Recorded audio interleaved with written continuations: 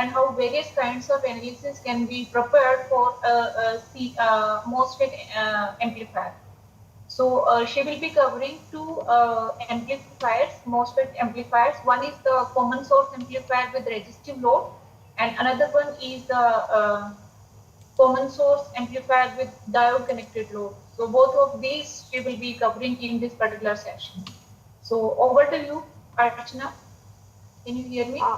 Yes, ma'am. Good afternoon to all. In this session, I will present all the amplifiers, common source amplifiers with the different loads. Is my screen visible? Yes, the screen is visible and you are audible also. Please continue. Okay, ma'am. First, I will discuss the design of common source amplifier with resistive load and diode connected load. And first, I will explain what is the amplifier. Amplifier in the common source amplifier, basically we use it is used for the voltage amplification and the analog circuit design. And our objective in the hands-on session is the common source amplifier with the resistive load. In this session, we will discuss the DC AC analysis behavior of the common source amplifier. And this is the circuit configuration of the MOSFET amplifier with the resistive load. Here the common source amplifier, common source MOSFET, their input is given to the source and output is taken to the drain terminal. And for the load, we have used the resistance load. And here I have the written MOSFET is source grounded, gate as input terminal, and drain connected to the VDD through a resistive load, and output taken from the drain. And these are the design parameters I have considered for this amplifier. Supply voltage I have taken the 1.8 voltage and threshold voltage is 0.49, and we will do session in the length is 180 nanometer. There are different technologies available, but we will do this session in 180 nanometer. Here supply voltage is fixed to 1.8 volt and threshold voltage is 6.49. And I have taken for this specification drain current is 50 microampere and transconductance parameter K and S, that is mu and Cux 300 microampere. And for this amplifier, I want to use amplifier design gain is 10. So how will proceed with this design parameters? For this design specifications, we have required the design parameters. So what is the design parameters for this resistive load? First is this resistance value. What will be the resistance value will this specifications? And second is the design parameter is the W by L for this MOSFET. And third is the input bias voltage, that is VGS. We will calculate these values from the design parameters. And I have written these equations. We can go through these equations for the calculation of RD, GM, WL and VGS. And from these specifications, I have calculated these values. RD is 18 kilo ohm, WL and VGS is 0.67. And these calculations I will use the simulation tool, that is the work cadence tool. In this I will perform the DC, AC simulation and operating point also. So I am connecting this to my cadence tool.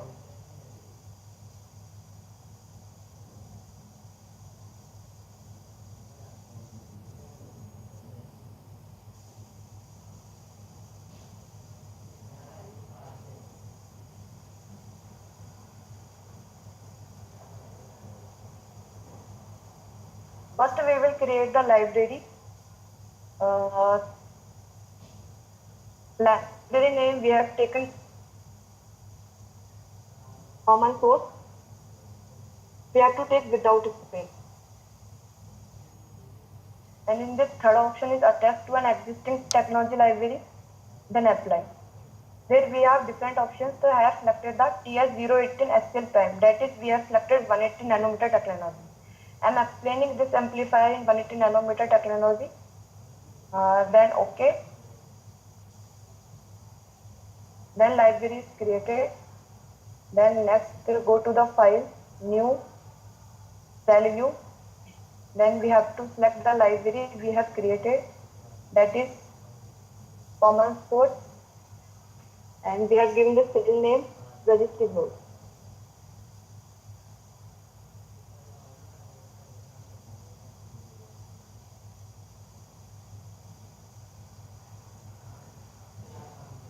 This is the schematic window. We have to draw the common source amplifier circuit with the resistance load. So these are the different libraries. We have to pick our MOSFET, our resistance load, AC source, ground terminal. So first we will pick the MOSFET.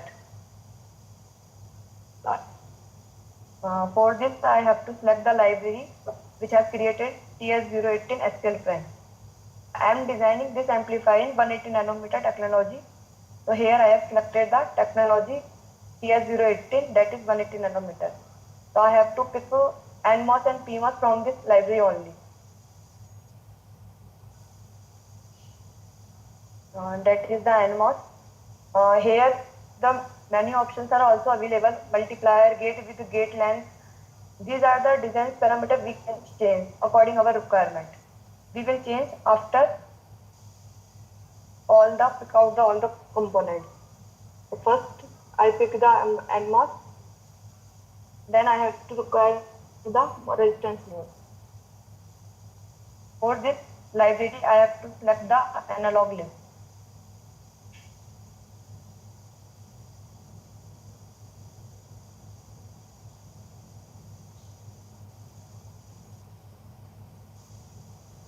I have to put this on the drain terminal of the MOSFET, and I have also require of the DC voltage, that is VDD.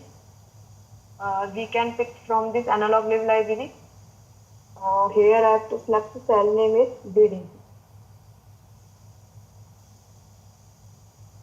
that is DC voltage. Here it is our VDD, and we have also required V sign. For input voltage I have to put V sign. For the amplifier we have required the sign voltage.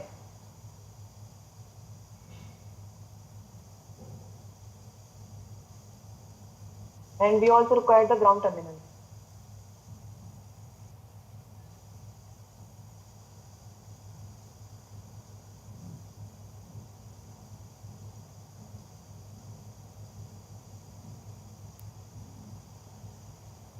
And we have connected from this wire these components.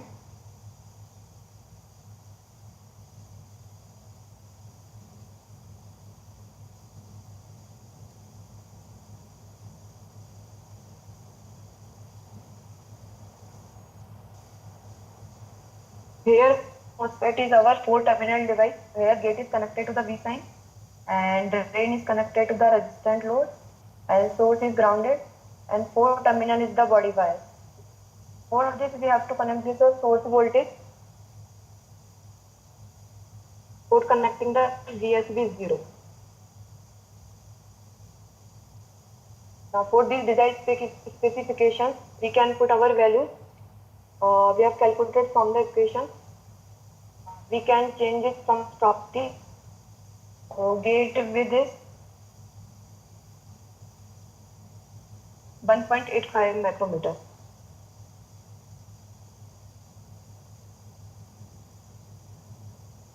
And RD is 18 kilo ohm.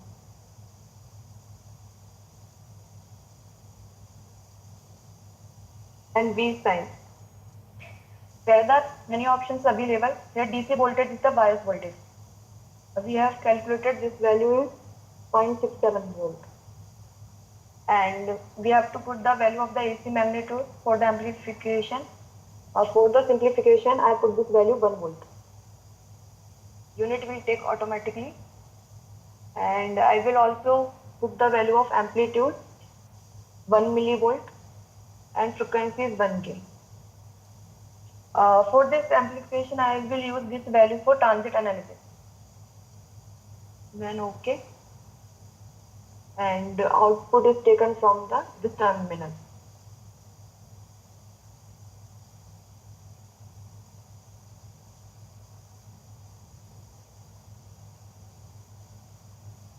Direction is output. Then our circuit is completed. No, VDD value is missing. So we can also put this value. I have taken this VDD is 1.8 volt. Now our circuit is completed. Then check and save. Now we will do the analysis for this amplifier, so I will go for the launch ADL. Here AD stands for Analog Design Environment, L for launch. For this amplification, I have used the 180 nanometer library. So I have to include first this model library. Then I will use the model libraries. There is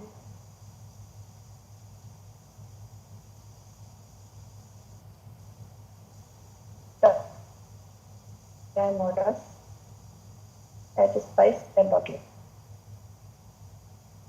Here we can amplify this process by using TTSS. Here TT is the difficulty figure and SSFF is basically used for the when we want to use this amplification for process variation. SS is fast, FS is fast low. To check the our circuit robustness, we do the process variation by using this analysis SS, FF, FS. So here I am doing simply, so I will use the TT, that is typical. Then okay. Then first I will check the my MOSFET in which region. For the amplifier, it will be should be in the saturation region. So first I will do the DC analysis. Then analysis, source, DC. For to check which MOSFET in which region, I have to check for this point, save DC operating point. Then okay. Then I have to simulate this.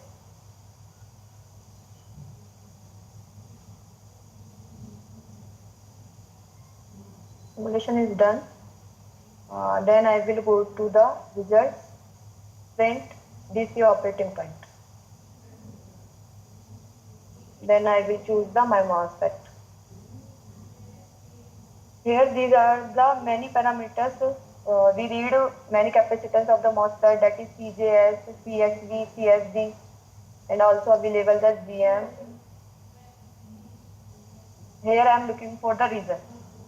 It is showing the region 2, that is saturation region. If it is show region is 0, that is our MOSFET is in cutoff region. If it is showing region is 1, then our MOSFET is in linear region. And it is showing 2, that is our MOSFET is saturation, that is our requirement. If it is show region is 3, that is the subthreshold region. For this, our requirement completed, region is 2. Then okay. There are the many parameters also available. We can check, find out R on, R out, BBS and BTH. Then I will check for these amplifiers what gain it provides. So I have to do this for analysis, AC analysis. AC analysis, I will sweep the value of the frequency and the start stop. We can put our whatever value. Here I am putting start value 0.1, stop is 100 giga,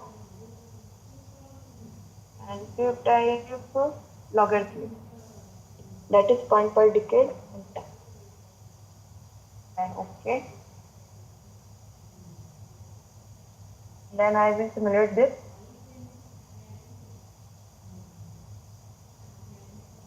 First I will draw the value of the output voltage. Output will be plotted then output. Here it will show the output value. This is the analysis window, this is the output value, output window, and this is the design variables value. We can design our value. So here is the graph of the Vout value. That is the graph of the our gain, because we have taken the input voltage is 1. So gain is equal to the output voltage. So that is our gain is provided 6.7 volt. This is the normal ratio gain. I will put this gain also in deviant phase. For this I have to uncheck this and I have to simulate first. Then I will go direct plot, AC gain and phase. I have to select output versus input. That is the our gain in dB and phase. See, this is the common source amplifier resistive load. Here, gain is minus VMRD. For the calculation, I have used the magnitude value, but it shows the 180 degree. That is, my gain is minus VMRD.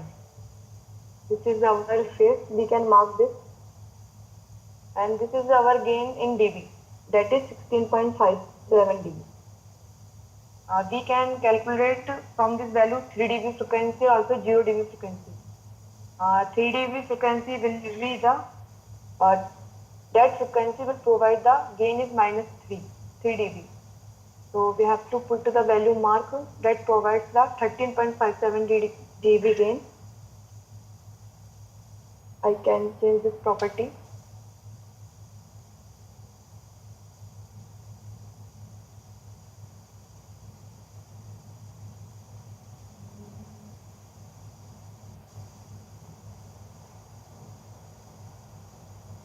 It will show the 5.49 gigahertz, that is our 3 dB frequency. We use this frequency gain bandwidth, and from this graph we can also calculate our gain margin and phase margin for this amplifier. We require for this 0 dB frequency for the phase margin. So I have to mark this frequency. For this I have to select 0 dB gain.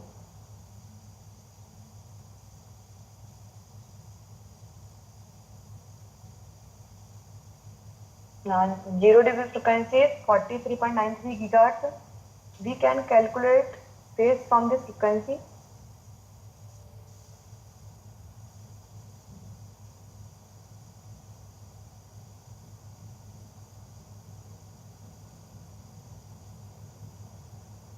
That is 43.936 gigahertz.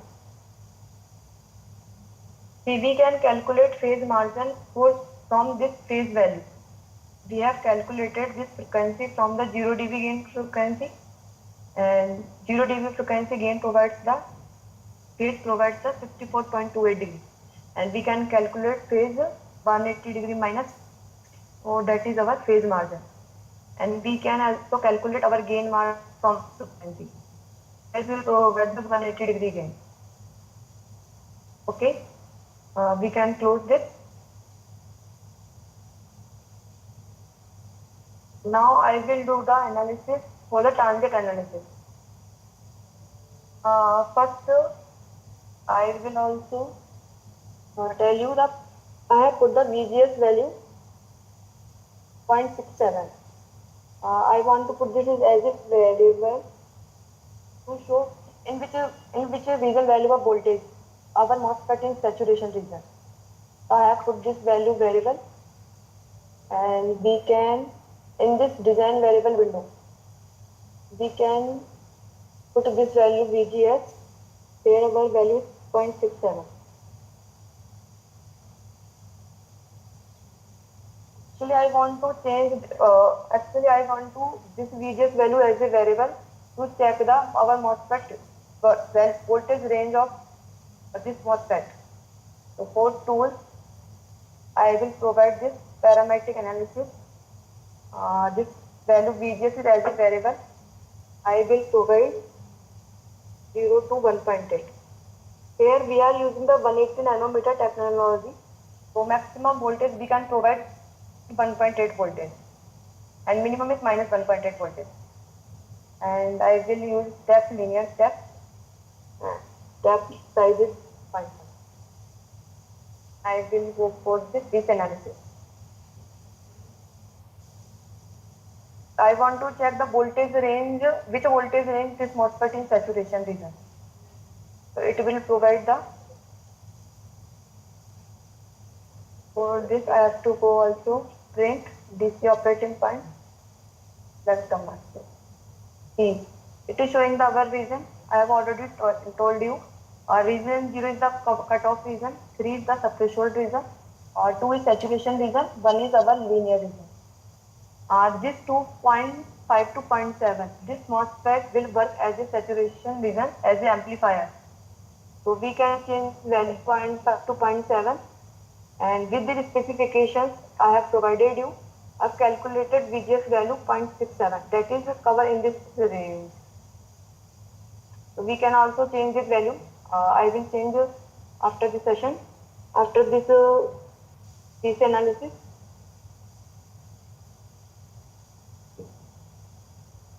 And now I will change this VGS value 0.5 to 0.7, and I will observe the gain value for the behavior of our gain value. So I have choose the AC analysis. This is the output voltage in the normal ratio, and parametric analysis. Here I will provide zero point 0.5 to zero point 0.7, and linear step is 0.1. Then I have to select. It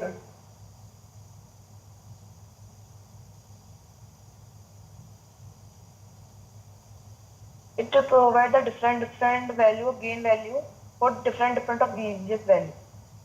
I have provided the 0.5 value where RD and W value is fixed. I have changed the VGS value only. 0.67 we have already calculated. For this 0.5 to 0.7, I want to check what's the behavior of our amplifier, what's the value changing. So 0.5 it is showing 2.2 gain, and 0.6 it is showing 5.35 gain, and 4.7 it is showing 6.81. It will provide the maximum gain of 6.81 with the fixed value of RD and W value. Now we can also observe this gain in dB. For dB, I have to put the dB equation in this output value, in this output window. For this, I have to uncheck this, first simulate this, and I have to do once again this step. It will provide the plate.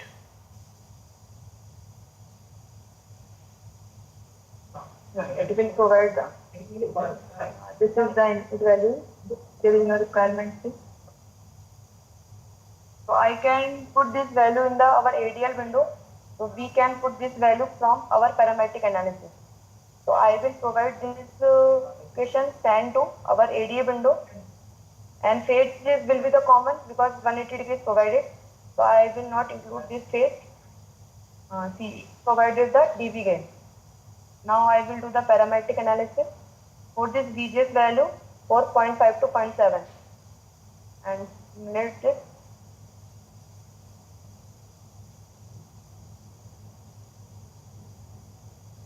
Now this gain value dB for this different VGS value.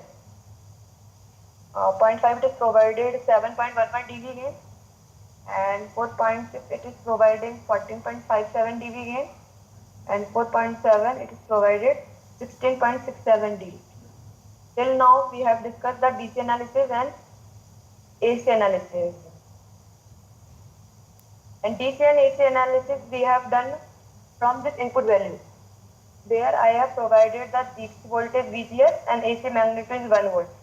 See, DC voltage I have to provide it because we want to check our MOSFET in which region. So VGS value is must. Then I will use this input values for the transient analysis. So I have to select the and check this and check also. Now analysis choose transient. I have provided the frequency is 1K, that is 1 millisecond. So how many cycles we want to plot, so we can put this stop time according to, I am putting this value 4 milliseconds. Let's suppose I take 5 milliseconds. It provides the 5 cycles of the sine wave. Then accuracy is conservative, then okay. And then actually I have plotted the input output already, that is Vout. I also want to plot input, that is this net wire. It will show the in ADL window, and I have to check this, and I have to plot value. This is our input value that we have given, and this is the amplified value.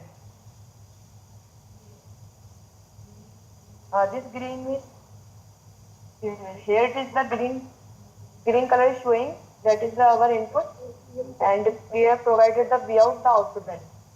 We can also calculate the peak to peak value, and in input I have provided 1 millivolt. That is our input peak to peak is 2 millivolt. We can calculate it peak to peak.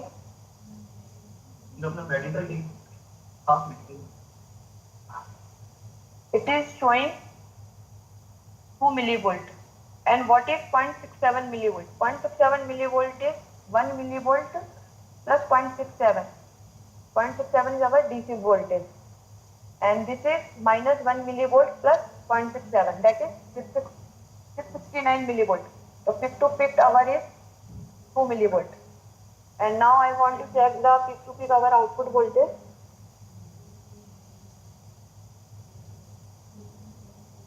It is 13.479 millivolts.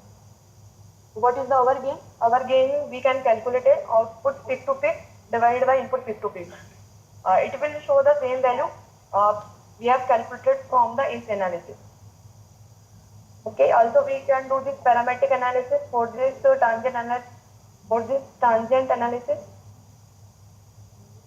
Okay, I will show also tangent analysis for the parametric analysis. 0.5 to 0.7 our MOSFET is saturation. So I will put only V1 minus V plus is selected when we are selecting input voltage. So I can delete this. Input is same for this all value. So I will show only output voltage. For this VGS 0.5 to 0.7. Now I can plot this.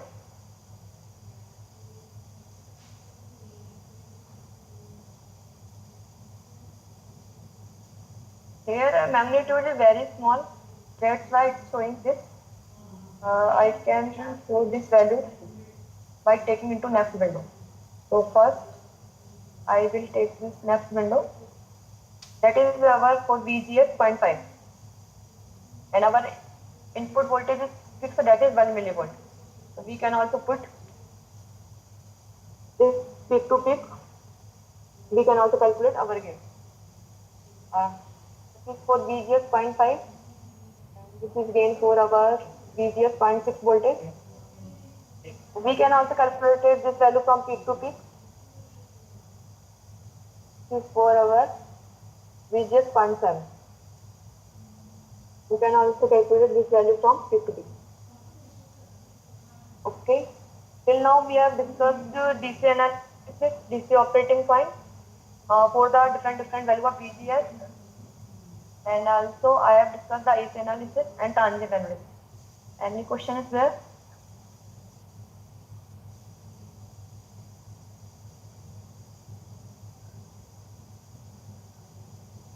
Yes, if you have any question, please type in the chat box.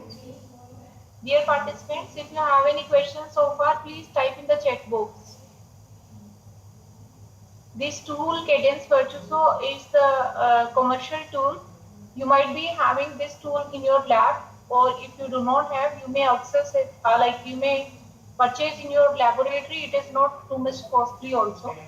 And it is going to be very helpful in your research also.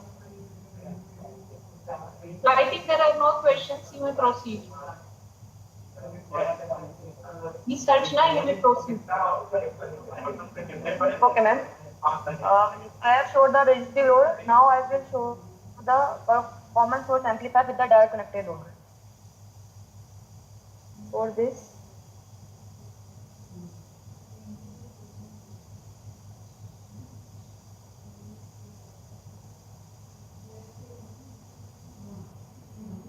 I have to go first to our slide.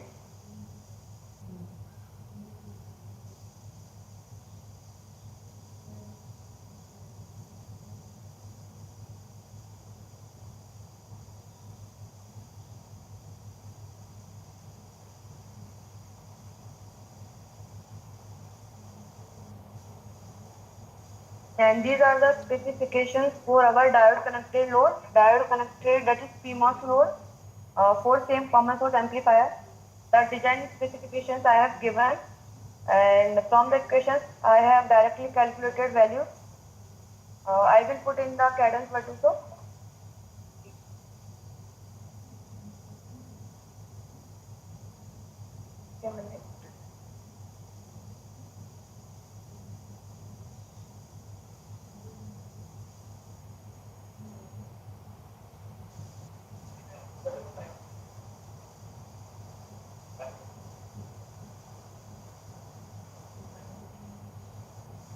Okay.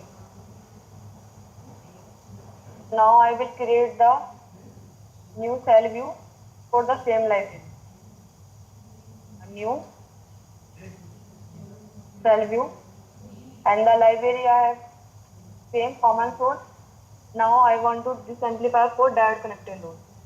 So I will change this cell name, that is diode connected load.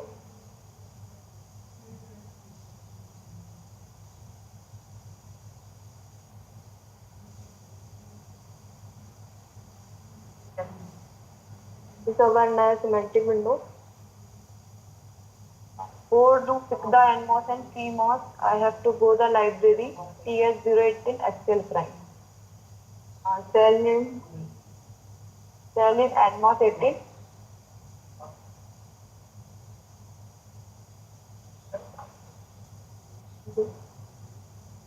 For diode connected load, I am using PMOS load. So I have to put the PMOS 18. Here it is.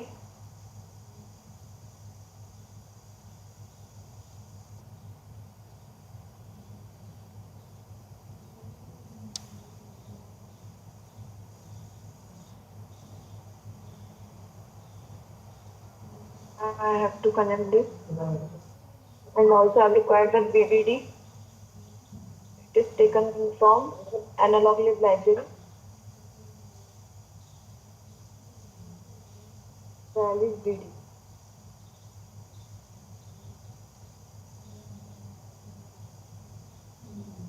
But design.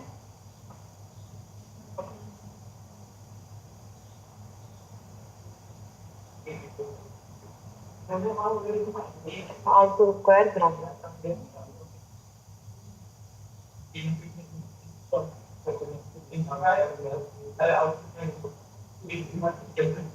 Here we use the load is diode connected load. What is the diode connected load? Diode connected is when we diode connected load is always in saturation region, because we have in diode connected gate is always connected to the drain terminal.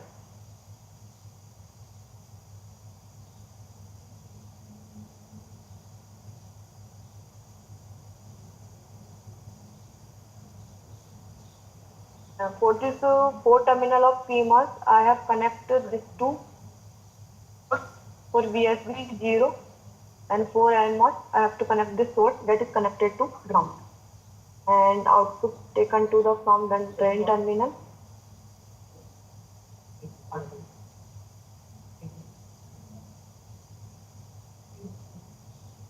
BDD is 6, that is 1.8. I have already provided the design specifications. We can calculate it from this value, and PMOS value will show the 0.9 micrometer. I will change this by using this property. NMOS will be the 0.70.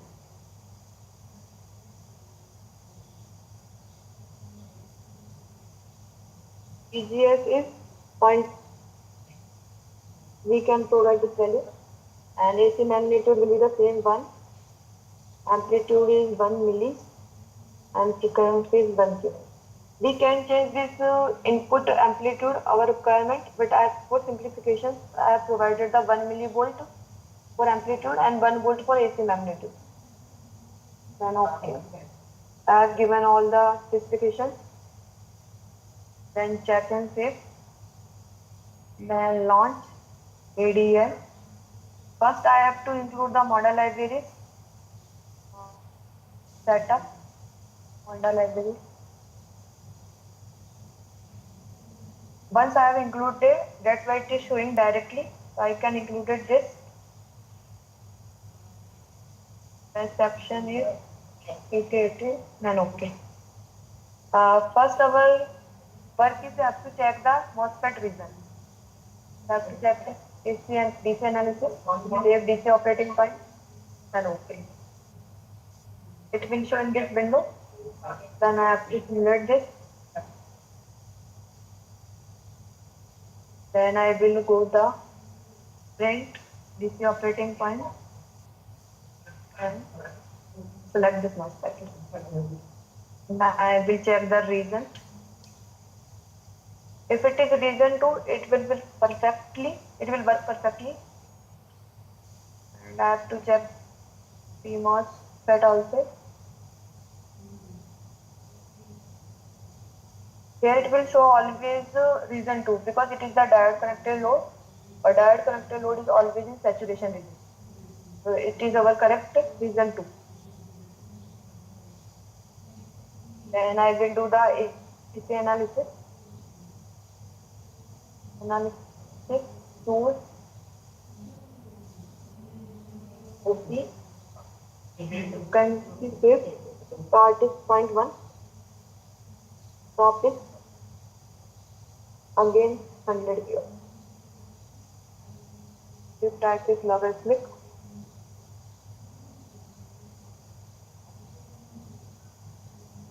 Can uncheck this. And I want to put the output value, that is our gain, in normal ratio.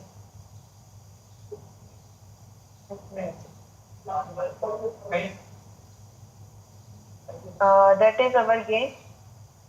But we have input the input voltage is 1, so that is our output voltage, basically our gain.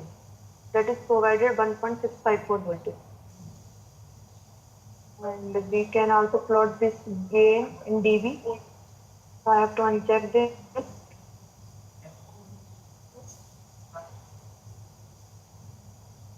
Result and plot AC magnitude gain. I have to select the first output and input. It will show the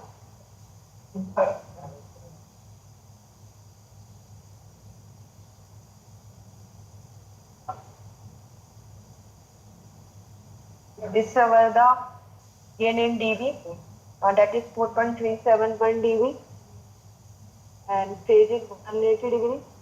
Diode connected load provides our gain is minus Vm1 minus Vmn divided by GMT. Diode connected load provide output resistance is 1 by Gm. So what is the gain for this? Minus Gmn upon Gmt. It is showing the phase 180 degree and gain is for this amplifier 4.37 dB. We can calculate also phase margin, gain margin from these graphs, and it is constant up to 630 megahertz frequency. It will provide this constant gain 630 megahertz, and I can calculate it 3 dB frequency also.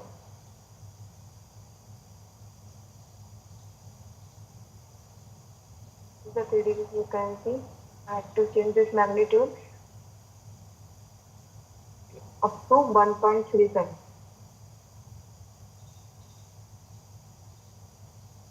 This is our 3 dB frequency, that is gain bandwidth frequency, and also calculate 0 dB frequency. For this I have to change this 0 dB.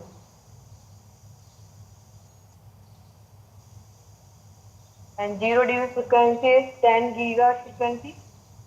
We can calculate phase from this frequency. I can also mark this value.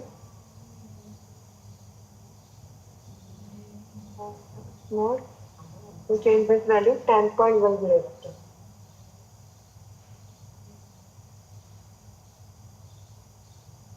See, this phase is our 118 degree phase from this frequency 0 dB frequency. We can calculate phase margin from 180 minus 118.502 degree, that is our phase margin.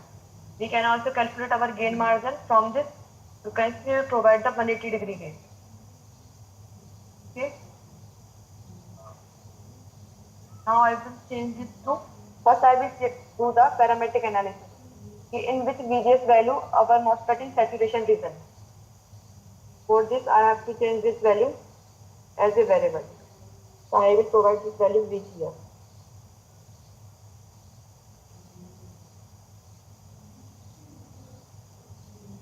We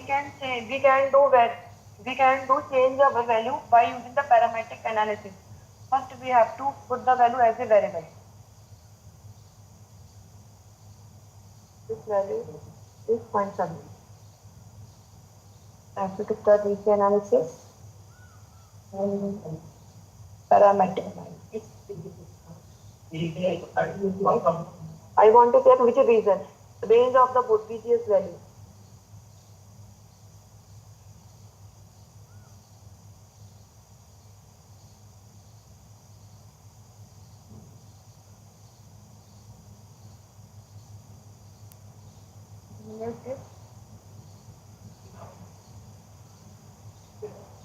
For check the operating region, I have to go to the result, print, this operating. It will provide the gain saturation. It will work the saturation 0.5 to 0.5 to 1. It will provide the amplification in this range 0.5 to 1. We will check the gain in this range, and after that it will work in the linear region. So what is the range? 0.5 to 1. So I will change this value to this AC, and this will show the gain in normal ratio.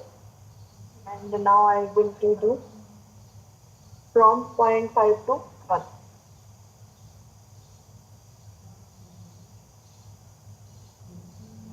Now select this.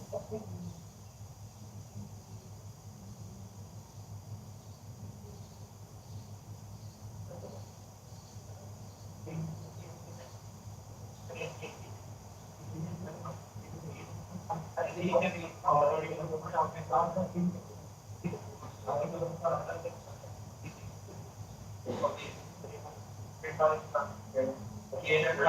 think it is not working. I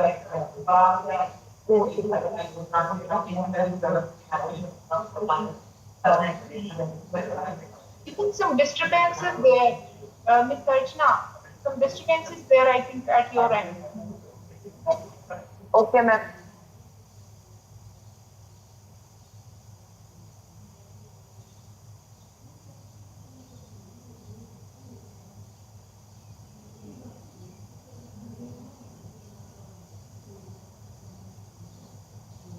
Your mic is turned off. Okay. Yeah, thank you. Now these gain graph for the different VGS value, and we can check these graphs. 4.5 it provides the 1.36 volt, and this 4.6 it will provide the 1.62, and 4.7 1.65. So here we can change our gain with the value of the VGS. So here are the different variation of the gain with the VGS value. And for this V output 1, the gain is decreased, that is 1.19. So we can change this gain our requirement, but for the design specification, our VGS is fixed, that is 0.7. It will cover in this range. Okay. Now I will do the target analysis. For this analysis source, target, stop time. See, I have frequency. I have taken the 1 kilohertz, that is 1 millisecond. So we can give stop time our requirement. I can provide this 4 minutes. It will provide the full cycle. And okay, I have to uncheck this, and I have to select the also input value to be plugged on design. We can also this name, here it is showing the net. We can also put this wire name. For this I have to put this option ABC, and I can change this wire name D. For easy understanding, I have changed this wire name. That is D. I have to select again this value.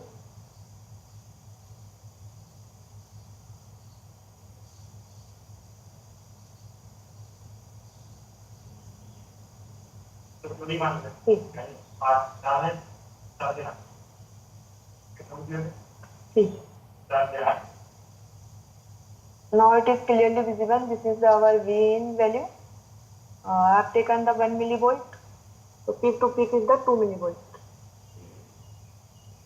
I can this value mark from this side. I have already told you this is the 700 millivolt. What is this? This is 1 millivolt plus 700 volt. That is our DC voltage.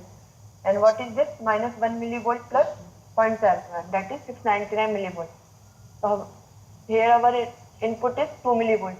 Now I want to check our output voltage from this.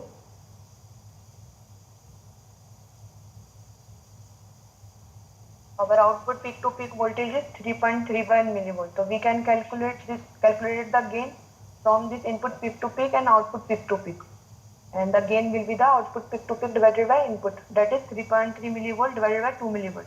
That will be the our gain for this direct connected load. So till now I have told you the direct connected load and the resistive load with the common source amplifier. Here also we can change our load as a current source load. We can also design the common source amplifier with the degenerated resistance. And this is the examples of the common source amplifier. Also we can design common gate amplifier also, source power also with this cadence tool. And for this I have used the simulator, that is spectra simulator. Here it is mentioned. And I have designed these specifications for the 180 nanometer technology. From my side I have done. If any queries there, tell me.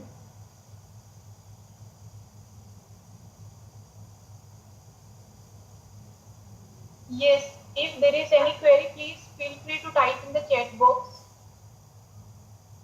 If you have any query, please type in the chat box so that we can answer.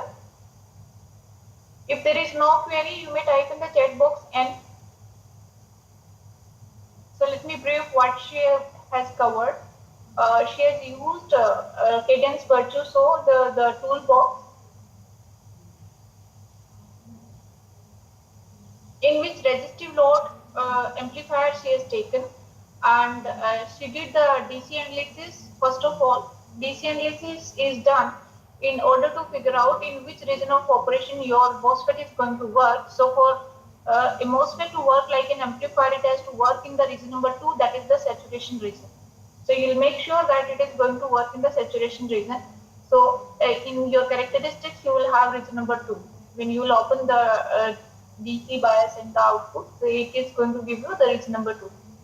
After that, she has done the AC analysis, means the phase versus gain plot and phase, frequency versus gain plot and frequency versus phase plot she has completed.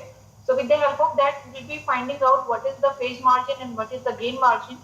And this is helpful to figure out that how much is the margin to keep your system stable. You can also get the crossover frequency, 3 dB frequency and all these analysis from the AC analysis. Next one, she has covered the transient analysis. In the transient analysis, you will visualize that what is the input waveform and what is the output waveform, and the clear gain will be visible in the input and output from the input and output waveform. So that she has covered. She has also taken the parametric analysis during the AC analysis. The same thing you can do in the DC analysis and the transient analysis. So multiple curves will be according to the whatever parameter you are going to change. For example, if you are going to change, let's say the bias condition. So from bias conditions, you can have like saturation region is going to change from saturation to linear, or there is a wide range for the saturation region itself. So in all those ranges, you will be having different curves, right? And likewise, there will be the gain variation also when you are going to change the bias conditions at the gate voltage. Likewise, if because gain is typically it is GMRD is the gain, right? So if you are going to change the resistance as a parameter, then also you will see that there is a direct change in the gain, and that will be visible for the transient and the AC analysis. That will be different curves will be there according to the different values of the resistance. So the same thing is repeated for this diode connected load amplifier, MOSFET amplifier she has taken, and she has repeated all those things. So in this case, we know that the general formula for the gain is GMRD, but here RD is replaced by 1 upon GM2. So it becomes like 1 upon GM2 plus 1 upon GM2 is the aggregate conductance it's seen. And because of that, we will see that the gain is varying. So the gain can vary with the help of if you are tuning the diode connected loads resistance, or if you are tuning the bias voltage at the gate terminal of the MOSFET. So this is what she has covered in this particular talk. So if you have any query so far, you may please feel free to type in the chat box. We are here to respond. Otherwise, let us take 10 minutes break and then we will have the next session. Please type in the chat box if you have any query, or you may type N in the chat box and let us have a 10 minutes break to have some water or tea.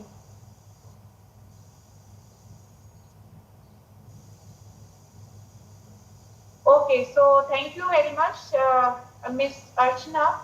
It was a very insightful talk, and thank you for your efforts. You cleared everything, and with the demo, you told everything that how the gain is getting changed, how different parametric variations can be taken up, and how the real amplification purpose can be solved with the help of this particular session. Thank you so much. Okay, thank you, ma'am. Thank you, everyone. So, Dr. Geeta, can you hear me?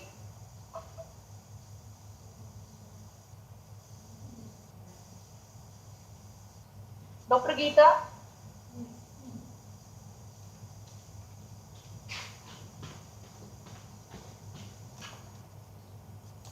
Yes, ma'am. Yes, please tell me. Yes, so we will again start after 10 minutes, okay? Okay, ma'am. I will be listening. Okay, thank you then.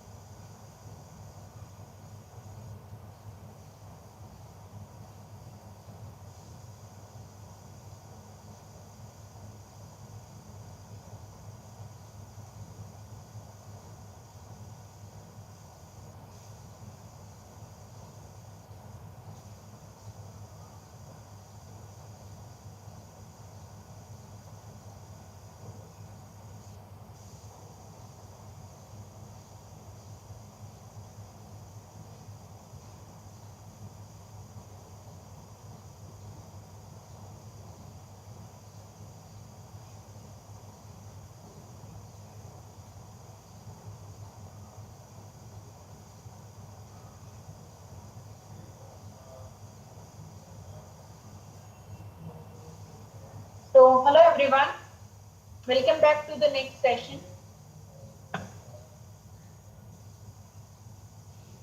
Yes, so in the next session we are going to have the hands-on session. I hope you have installed the software which I told you earlier.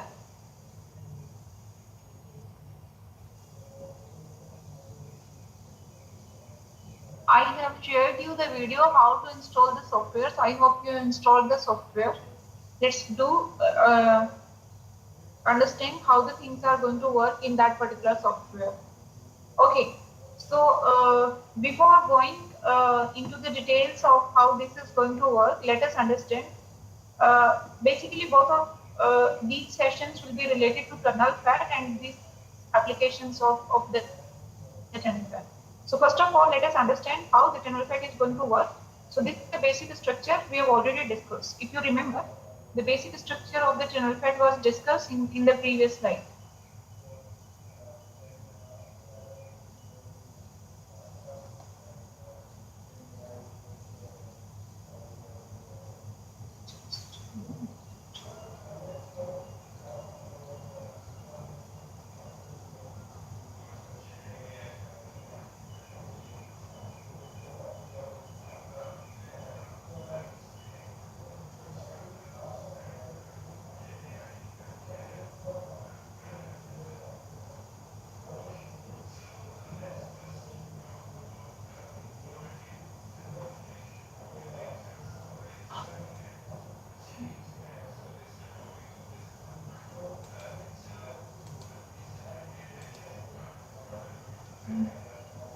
So in this, we can see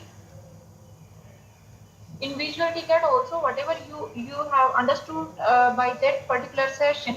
This is similar to that session, but a different software. So there are multiple commercial softwares with the help of that new device can be prepared and the IV characteristics can be created, and the same device can work like a sensor.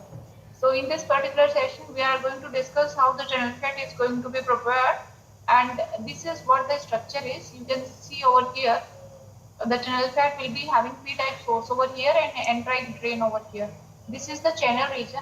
This is the gate of site, and then the gate material is there. This is both of the sides gate is connected, and this is fin type of the structure, 3D structure.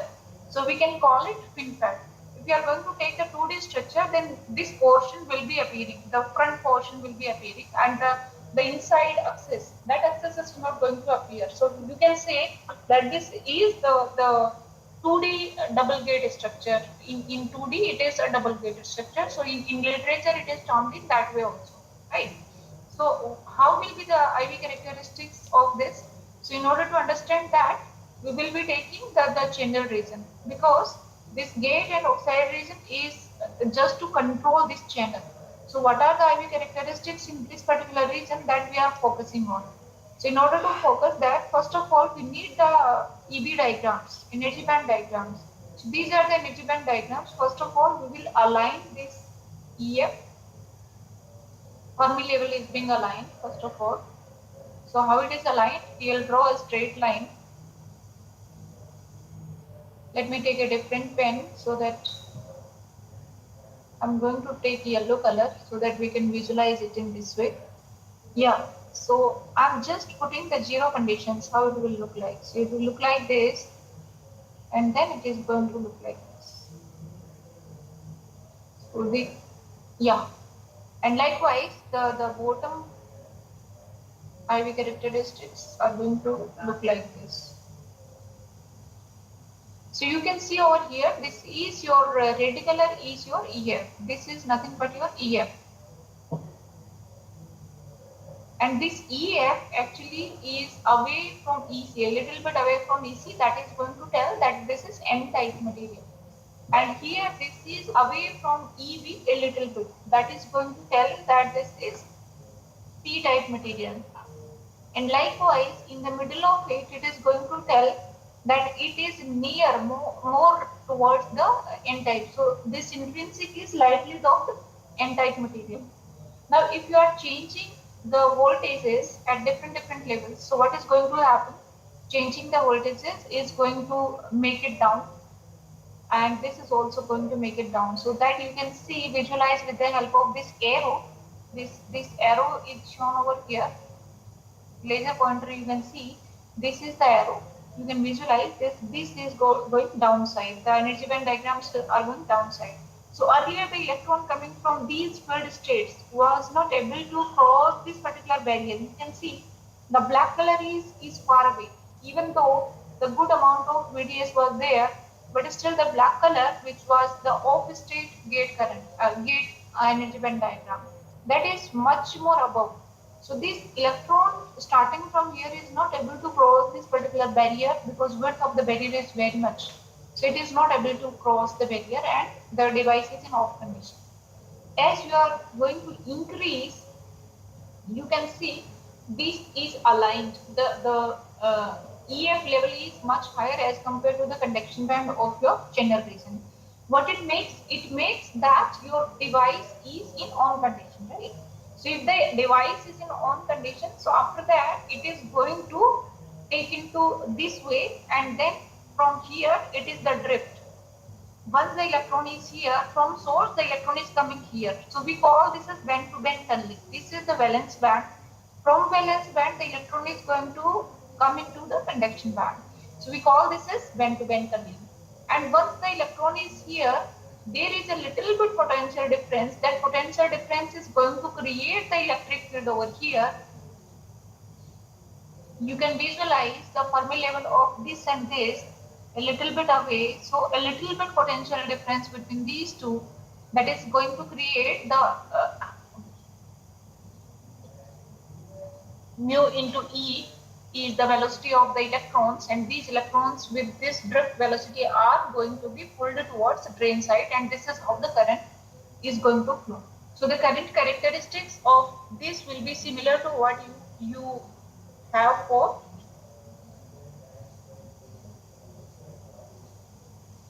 MOSFET, simple MOSFET, whatever you have, these will be similar. But when you talk about the ID and ID VGS characteristics, that is nothing but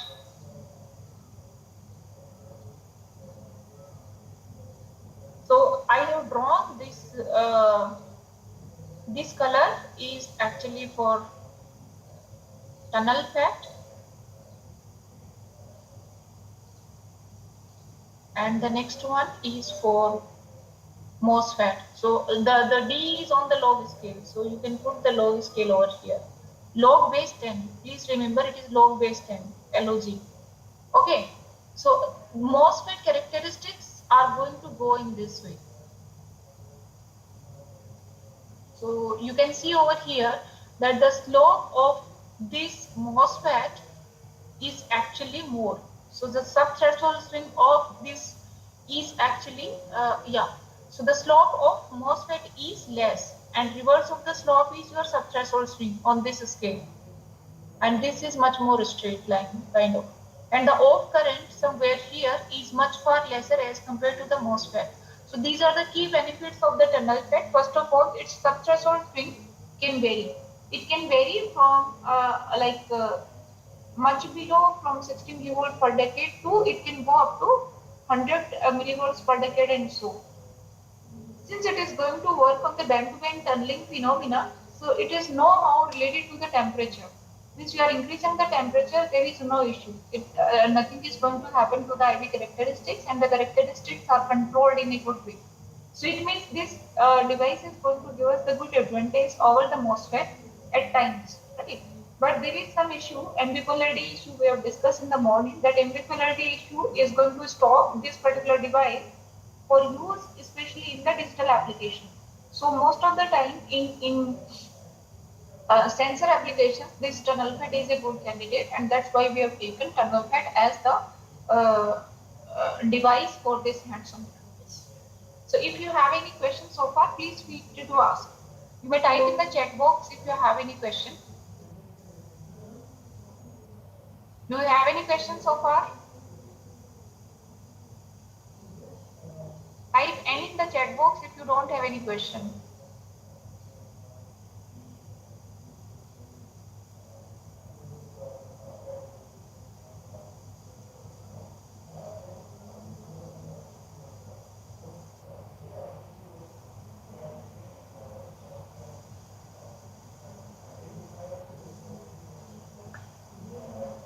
More question? हाँ नमस्कार sir. नमस्कार sir.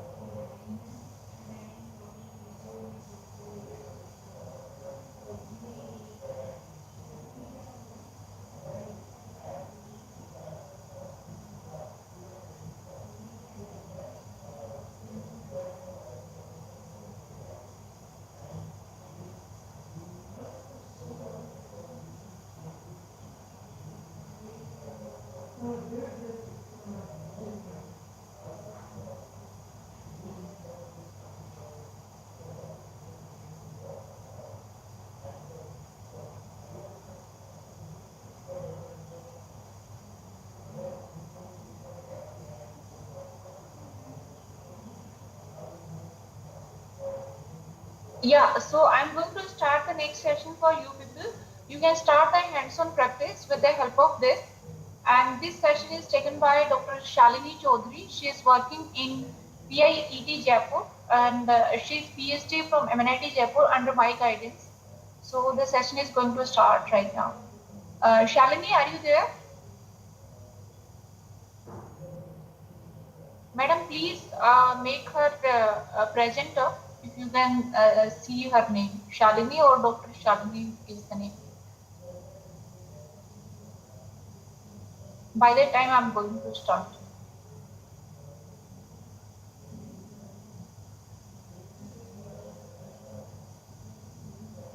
Hello everyone, myself Dr. Shalini Chaudhary from PIT Jaipur. Today I am here to take a session, hands-on session on the ticket pad design.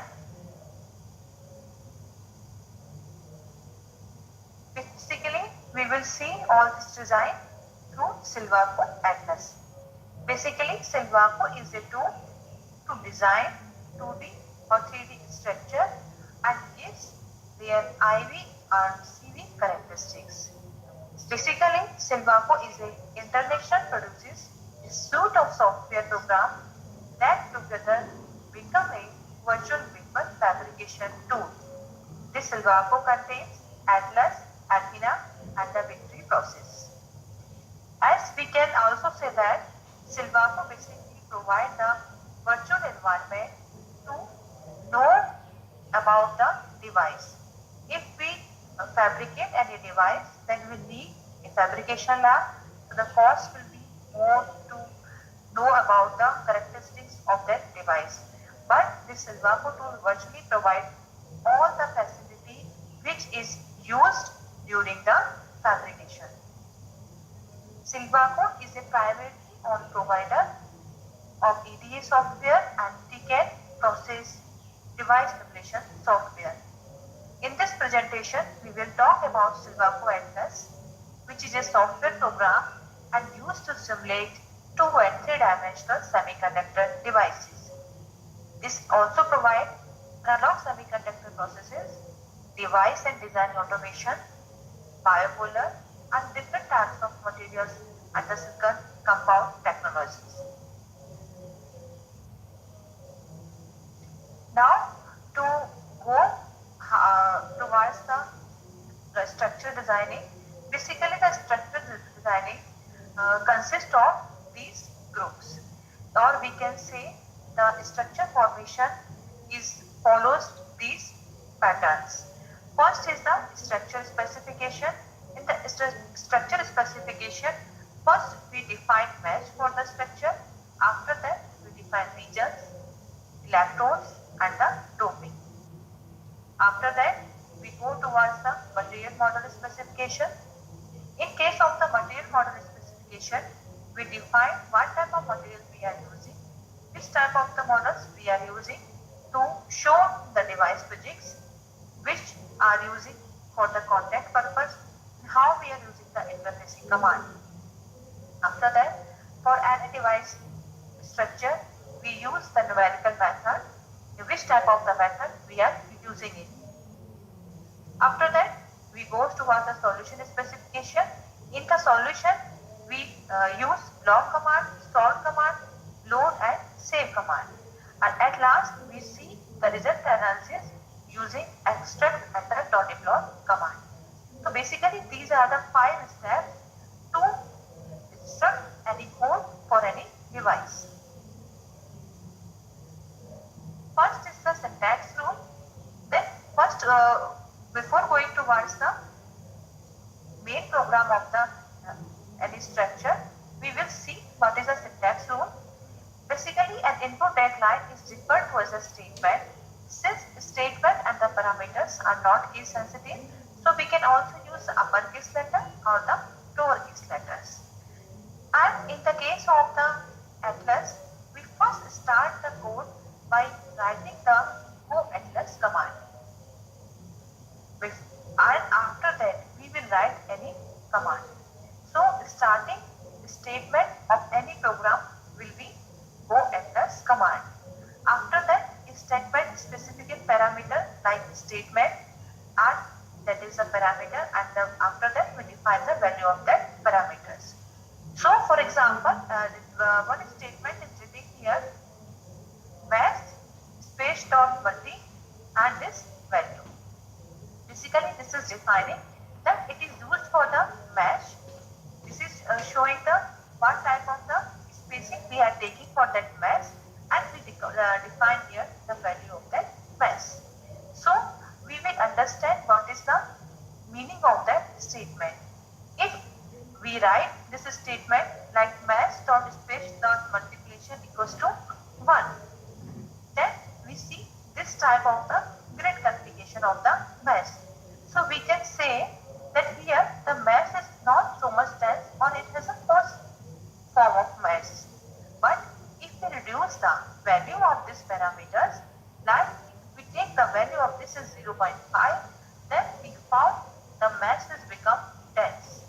So this is basically used to dense and the coarse of the mesh defining. After that, next point is the start to the first point which we have studied. That the first point is the structure specification. It means before starting, first we will write go atlas command.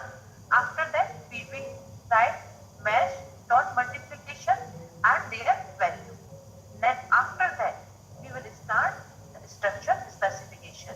In case of the structure specification, first we define the meshing of the device. Basically, the structure specification is done by defining the mesh, the region, the electrodes, and the doping level. So these are the 4 points which are defined under the structure specification. So to define the mesh, we use this pattern like x.mesh. This is the location of the x, and this is the specifying of the that meshing. Same way we can use in the y directional as y.mesh. This is the location and this is the spacing of that mesh. From this figure, we can see the meshing of the device. As here we are writing x.mesh, location equals to -250 and its specification is given 25. And what is the meaning of this spacing is 25 and what is the meaning of this location -250? It means the x dimension of this device is starting from the -250 and to the next location, which is the -25, the spacing will be 25.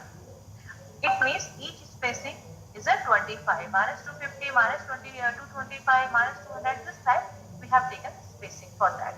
Next is the x.mesh location -25. Now when we will reach the at point -25, after that -25 to the next point 25, we have taken the spacing 2.5 here. So by this way we define the location, starting location of the mesh and their spacing of that mesh. Same way we define for the y direction as y.mesh. Here location equals to -2.9. -2.9 means it is starting from the minus 2.9, and we have taken the space as the 0.01 from up to minus 2.8. After minus 2.8 to minus 2.5, we have taken the spacing as a 0.03. So by this way, we define the meshing of the structure. If we are using the three-dimensional structure, that same way we will define for the next dimension for the z dimension. For example, the x dot mesh starting at minus 250 microns has a spacing of the 25 microns. That means it is relatively coarse. The x dot mesh becomes finer between minus 25 and the 25 microns with a spacing of the 2.5 microns. So this is basically the explanation of this meshing diagram. Now let us see the general comments regarding the grades. Specifying a good grade is a basically crucial issue in device simulation because there is always a trade-off between the requirement of the accuracy and the numerical efficiency. Basically, accuracy requires a fine fit that resolves the structure in solution. It means if we want accuracy in our structure, then meshing should be fine or meshing should be dense form. While a course of fine mesh determines the accuracy of the simulation, a coarse mesh produces a faster simulation. If we use the coarse mesh or if the meshing is not dense, then it provides a faster simulation or we get the better numerical efficiency. But in that case the accuracy of the result decreases. So for that we have to take care of the both the parameter to form the mesh of the device. Basically, the two most important factors to look for in any grids are ensure adequate mesh density in the high field areas, and we should avoid abrupt discontinuities in the mesh density. First point of the structural specification is mesh is defined. After that, we will define the regions of the device. If we will take simple example of the MOS device, then in the case of the MOS device, here is a region of source region, there is region of the drain region, there is a region of the oxide region or the channel region and the substrate region. Like this, we will define all the region in this part. After defining the mesh, it is necessary to define the regions. This is done with region statement. The forward to define the regions is as follows. As for this, first we write the region number. After that, we will define the integer. Integer means which region number we are taking. After that, we will define the material type, which type of material you are using here. You are using oxide material, you are using silicon material, like that. After that, we will define the positional parameter. It means the region is situated between the x dimension and the y dimension. Here we can see if this is the example, we can understand with this example. Here 1, 2, 3, 4, 5, 6, these are showing the regions of any device. So first if we take region number 1, in case of the region number 1, we have taken this region number where, which is starting from minus 25 and maximum is 25. It means it is starting from here minus 25 to 25. This is the x dimensions of this region. While y maximum equals to minus 2.5. Here only y maximum is given. It means the dimension of the here y minimum is also present. So this is showing the range of the y dimension. It means minus 2.8 to minus 2.5 is showing the region 1. Same way we can define all the regions with their dimension. We also define the materials of each region with that also. After defining the region of the device, we will move towards the next part of the structural specification, which is the electrodes specification. Basically, the next structural specification corresponds to the electrodes. Typically, in the simulation, the only electrodes defined are the anode and the cathode. So, if we see this diagram, here we have taken only two electrodes. One is the cathode and another is the anode. So by this way, we can see the defining of the electrodes. However, Silvaco Atlas has a limit of the 50 electrodes that can be defined through it. From figure, the electrode statements are defined for the anode and the cathode. For anode and cathode, we are defining this electrode statement as first for the electrode statement we will write the electrode. After that we will write the name of that electrodes. If here we are using cathode, then we will write cathode. After that we will write which type of material we are using for that type of the electrode, and after that we will use the dimensions of that. It means it is between x dot minimum and x dot maximum and y dot minimum and y dot maximum. Basically, we define the boundary of that electron where it is present. Next, in the structure specification, last part of the structure specification is left is doping. We defining the mesh, we defining the regions, we defining the electrodes, and after that we defining the doping of the each regions. Because we define the regions, but we didn't define the doping of that regions. Doping means if we have taken a material silicon in the region. If for example we have taken a region number 2, and we have write a material silicon there, then only we have defined the region which have the material silicon, but we do not define which type of the material which we are using, that it is the N-type material or the P-type material, or we are using the doping for the Gaussian type doping or the uniform type doping. So all this information are covered under this doping statement. So for this doping statement also, first we will write doping. After that we will write the distribution type, which type of the distribution you are using in your structure. After that we will use the dopant type N or P, and next position parameters. It means what is the dimensions for the doping. Here in place of the position parameters we can also use the region numbers, because in regions we also specify the dimensions of that region. If we are using in the region number 2, so in place of the position parameters we can also use the region numbers here. For example, here we are using doping as a statement. We are using uniform doping in which region number 1, and we are using N-type doping, which is concentration, which having the concentration is this type. Now, one part is completed for the structure specification of the defining the structure code. Now the next part comes to the materials model specification. What is the material model specification? In this we will see if the material is present in the Silvaco library, that it will take all the properties of that material from that. But if we are using that material which are not present in the Silvaco library, then how can we use that material, and how can we define that material in the Silvaco? So for that, in place of the material name, we will use the user dot material or name of that material in the statement.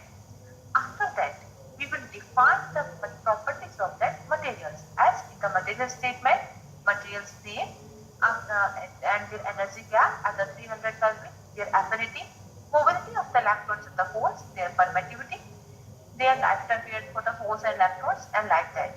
So we will define all the properties, necessary properties of that material in the material statement, so that we can use that material in our structure. Next is the models, which we will define basically the physics of the device. For example, if we will talk about the MOSFET. So in the case of the MOSFET, we use diffusion and the drift mechanism for the propagation of the current. But if we talk about the tunnel FET, the tunnel FET use tunneling mechanism for the current propagation. So both of the device have the different physics, so we cannot use same type of the all models for the both of the devices. So basically we use models according to the device necessities. So there are some models here defined like the CORMO, which is specifies a concentration dependent mobility model which is used for the silicon and gallium arsenide and adjusts the electron and the hole mobilities. Next is the Shockley-Reed-Hall recombination model, which is a concentration dependent. Next is a which is shows the recombination using fixed lifetime Auger recombination, ventricular flaring model, FLD model. So these are the some type models which we use for our structures. And then how can we write this model? For this we will start with the model statement. We will write model. Which type of the models you are using, we will put that models here, and last we will use the print statement. For example, if you don't know the which model you are using for your device, or you can say if you are using only simple MOSFET, then for the simple MOSFET, Silvaco in the inbuilt provide the models for this device. As if you use MOS.print command, then automatically it gives CVD, SRF and the Fermi models for the simulations. Same way, if we use models bipolar print, then it gives automatically CON mode, FLD mode, conscious, Auger and BCN models for the simulation purpose, or it provides these models for the device structures. Now, these are completed. We define the structure, we define all these things, we define the models. After that, we will define the contact characteristics. Basically, contact determines the attributes of the electrode. The syntax for the contact is as follows. For this, we will write contact name. What is the contact? If contact name is gate, then we will write contact name. And after that, we will write which type of the material, or we can write the work function of that material. There are two ways to define the contact. First, here we are defining the work function as a 4.8. It means the materials which we are using, which it have the work function equals to 4.8. Or if you are writing in the form of the material names, then you can write it there, name of that material, and.polysilicon. Basically, we are discussing the basic steps to proceed the structural board of any device in Silvaco. After that, if we are using the working devices, so in that case, there are two contacts, a gate or gate 1. So in that case, we will common both of the gates because it is useful for many technology. For example, dual base bipolar technology. In this case, the areas defined to the electrodes will be considered as having the same applied voltage. Now next, we will use the command solve command to solve the structures. Here we will use as VE gate equals to 0.1. That will be linked to the electron gate and the applied 0.1 volt on gate with an ampere on A1. Now the next term is the interface. What is the interface statement? Basically, the interface statement is used to define the interface charge density and the surface recombination velocity as interface between semiconductor and the insulator. For example, if we are defining the interface statement by using the interface, writing interface, and the value of this interface is 3 e to the power 10. It means all interfaces between the semiconductor and insulator have a fixed charge density of this value. In many cases, if the interfaces of the interest is restricted to a specific region, we can also define the dimensions of under the interface statement. These parameters define a rectangle where the interface properties apply. Now the following example shows the uses of the interface statement. For example, here we are using the interface, and here we are defining the dimensions of the interface in the x dot minimum, x dot maximum, y dot minimum and the y dot maximum and their properties. Now, in last, we will use the numerical method to solve our structure. There are various numerical methods to calculate solutions to the semiconductor device problems. Now, some of these methods are the Gummel method, Newton method, or the Bloch method. Basically, the Gummel method solves for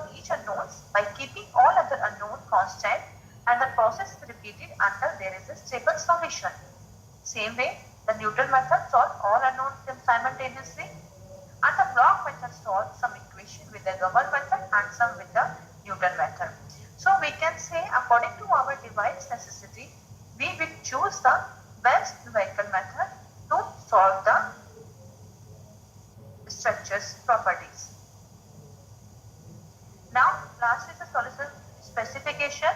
After completing the numerical method selection, the solution specification is next. Solution specification is broken down into the log, solve, load and save statement. It means we use 4 statements: log statement, solve statement, load statement and save statement. And by using this statement, we define voltage on each of the electrodes of the device. Test calculates the current through each electrode. It calculates internal quantities such as electric field, such as potential, and the carry conservation throughout the device. For writing this, we use the statement solve initially. And if we use the previous solution in our simulation, then we will also use command statement solve previous. Here, to write a small statement for the gate voltage, if we are varying the gate voltage, then we will write that we are solving the gate which is start from 0 to 1 and having the step size of the 0.1. At last, we will see the result analysis of our device. So we can see our structure by using the Tony-Flow command, and we can also extract different types of different values by using these extract command. These extract command can provide different values of the device. For example, if we are using this, then it will provide threshold voltage. If there are the 2 voltages in which we are simulating our device, then second extract command gives the second threshold voltage. And by using 2 different threshold voltage, we can also calculate the DIB of the device. So these are the different extract commands which can be used in our code. Now here we will first see the Silvaco simulation of the double gate FET. Basically, I am presenting you with the help of the PPT only, because if we use the crack versions of the Silvaco, then it will not support or it will not work when we use the net. So for using the Silvaco properly, we have to off the net. So for due to this reason, we have snapping some results and the course of the device for better understanding of the Silvaco. So those students which have the Silvaco or which have installed your Silvaco in your computers or your PCs, they can simultaneously see the steps which I have discussing with you. The first, I will discuss the double gate FET structures for the Silvaco. So in case of the double gate FET, we can see there's 2 gates here. There's one region source region, other region is drain region, and this is the channel region. This is the oxide region. All these, and we understand we know the double gate FET structures. So we have to remember all the regions during the writing of the code. So first we will move towards the double gate FET code. So this is basically the deck build of the window of the Atlas. It is we have written file, edit, view, run, tools, command and help. If you want to see an example, you can go under the file and see different types of the example, from where you can load the examples and see their results and the tonic plots. So remember what we have talked about first, that any Silvaco, in Silvaco, any code will start with the command go atlas. So that's why we are writing the first command is the go atlas command. After that, we have said that we define the space dot multiplication of that mesh. Here we have defined 1.0. It means it is the normal value of that meshing. Now here we have defining x dot mesh. It means starting location is 0.0. It means there is a double gate FET which x position is start from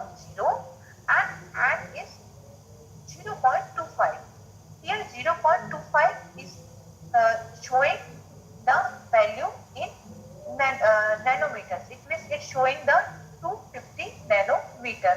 Basically, the base of the Silvaco Atlas tool that it takes the quantities in micrometers, but we are using in the nanometers. That is why we are writing here 0.25. So basically, X dimension of the device is from 0 to 250 nanometers. Now, Y dimensions of the device is 0 to 20 nanometers. So basically, we have defined X dimension and the Y dimension space. Now, these are the spacing in the same way as we have discussed before, that here 0.00 to 0.005 spacing will be the 0.01. Then one question came in our mind, or the student will think that how can we define this type of the point? How I will define meshing that we have to take these points only. So basically, we have to select those positions in mesh where the junctions is present, so the convergence problem can be solved or the device can be simulated smoothly. So that is these locations where some junctions are present in the structures. Same way, in the case of the Y mesh, we will focus on that part where the junctions are present. So we will take those parts here. After, we will define regions. So one part of the structure specification mesh is done. Now after that, we will come to one the region number. Here first region we will define as the air. Here one thing you have seen that I have written only x dot minimum and the y dot minimum, but I have not defined the value of the x dot maximum and the y dot maximum. Then how how the tool will understand then how which value we have to take for the structure. So if this type of the value is written in any code, it means it will take automatically the highest value of the that which provides in the mesh command. It means if I have defined x minimum is equal to 0, then it will take maximum location automatically 0.25. Similarly, in the case of the y dot minimum, it will take the value 0, then my maximum location will be the 20 nanometers. After that, we define two regions as a silicon dioxide region. Why this is the oxide region? Because we use two sides of the gate. So below the gate we use the oxide material. So here we have taken two regions as SiO2, and these are the regions which define the coordinates of that region. That one is a 0.2 0.15. It means the coordinates for the x will be same because the oxide layer will be present in the same position in the x direction, but only differ in the position of the y parameters. Same here, we have defined the three regions for the silicon parameters. Now, once again,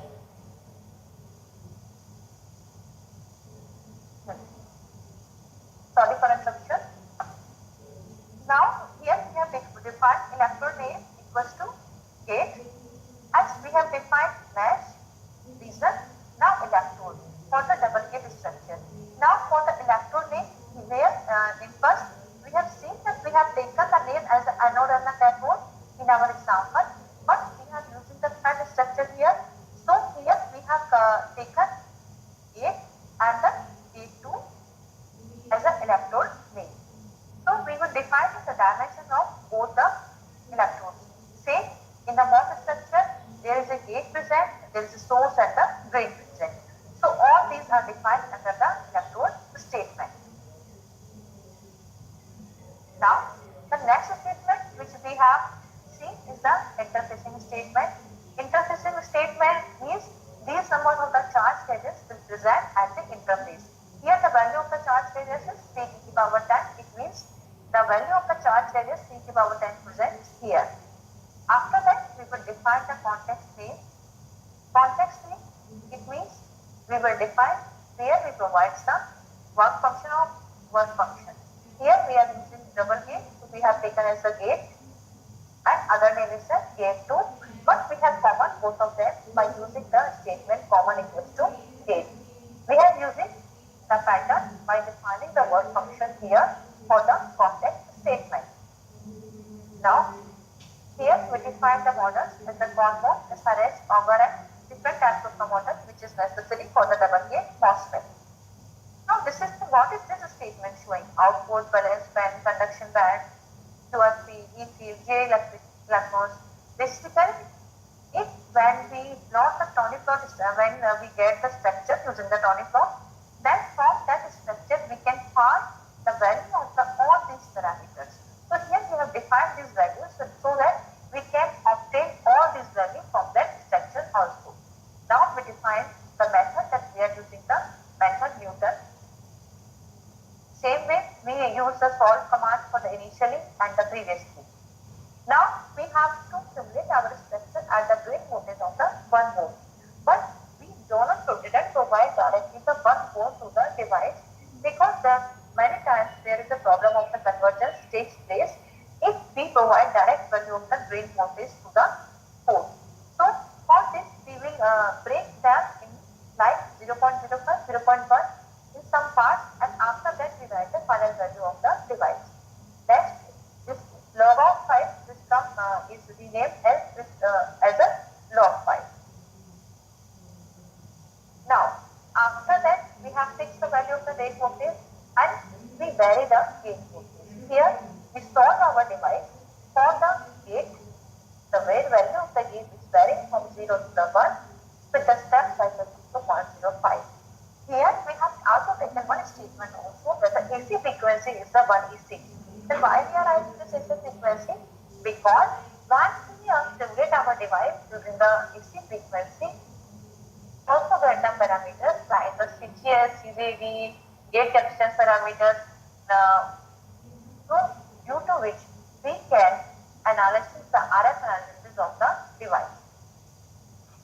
Now next is the expect name. Now these are the expect values which can be defined here so that we can directly obtain the value of the device. We have to save the structure. Now we will write 2 times tonic plot, 1 for the log file or the 1 for the structure file. Now at last we will write the with to add the code of the structure. Now after that we will simulate the device. So from where we will simulate? Here we will go. This shows save and run. So simply you click on this, that it will start to run and process will start. After running, as we have defining some expect command below, so these expect command gives directly the value of all the parameters here. So we don't need to calculate manually. It will provide all the values itself. Now, these are the tonic plot structure for the double gate FET. Here showing that this is a silicon, this is the SiO2 and other is the conductor part of the device. Same way, this is showing the log file characteristics of the double gate FET. Here we have seen that this characteristics in the linear scale which is done between the drain current and the gate voltage.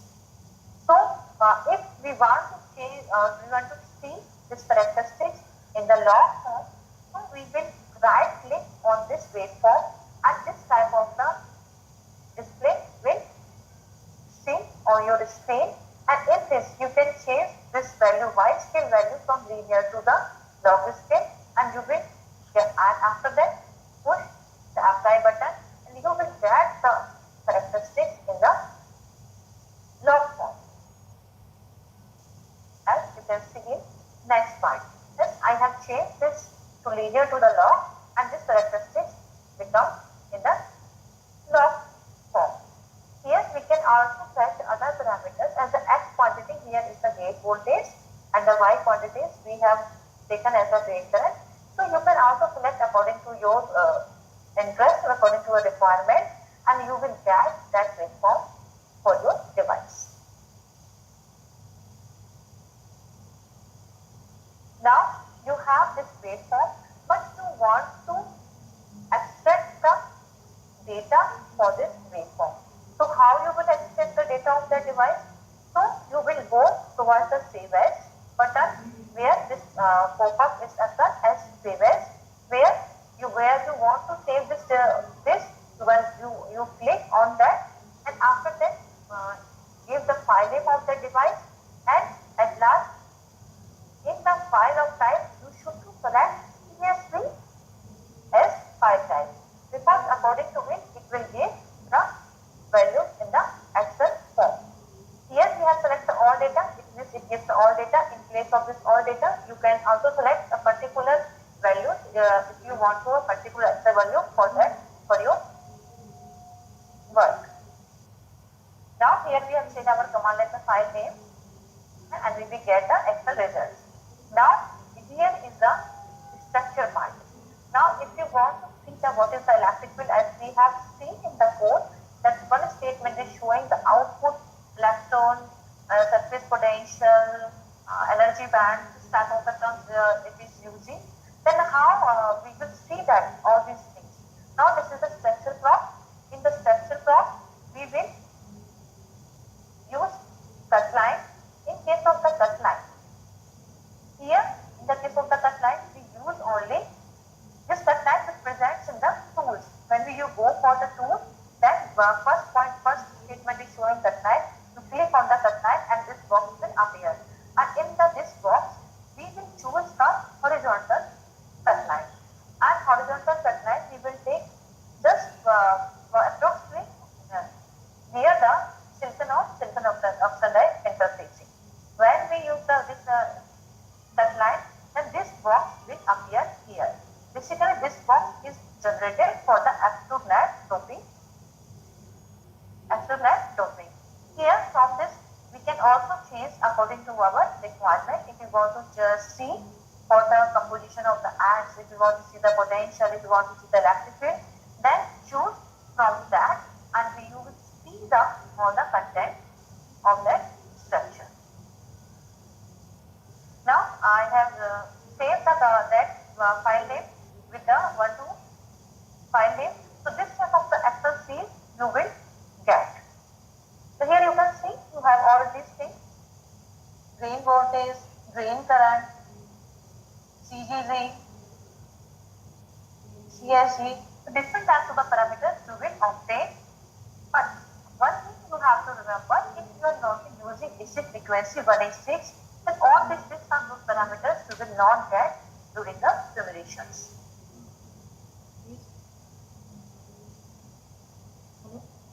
This is basically the repeating slide, solution specifications and the result analysis.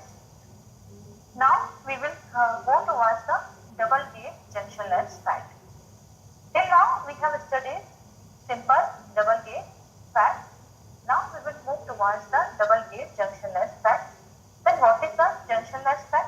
Basically it is an advanced type of the FAT that eliminates the traditional PN junctions found in the conventional FAT. And we can say in the conventional FAT we use anti or the PNP structures like that. But in case of the junctionless, as the name suggests, junctionless, it means there is no PN junction present in that device. So here we utilize the uniformly grouped semiconductor channel, which simplifies fabrication and enhancing performance, especially at the nanometer scales. We can see the diagram of that. Silicon dioxide, here we have taken the polysilicon for the gate.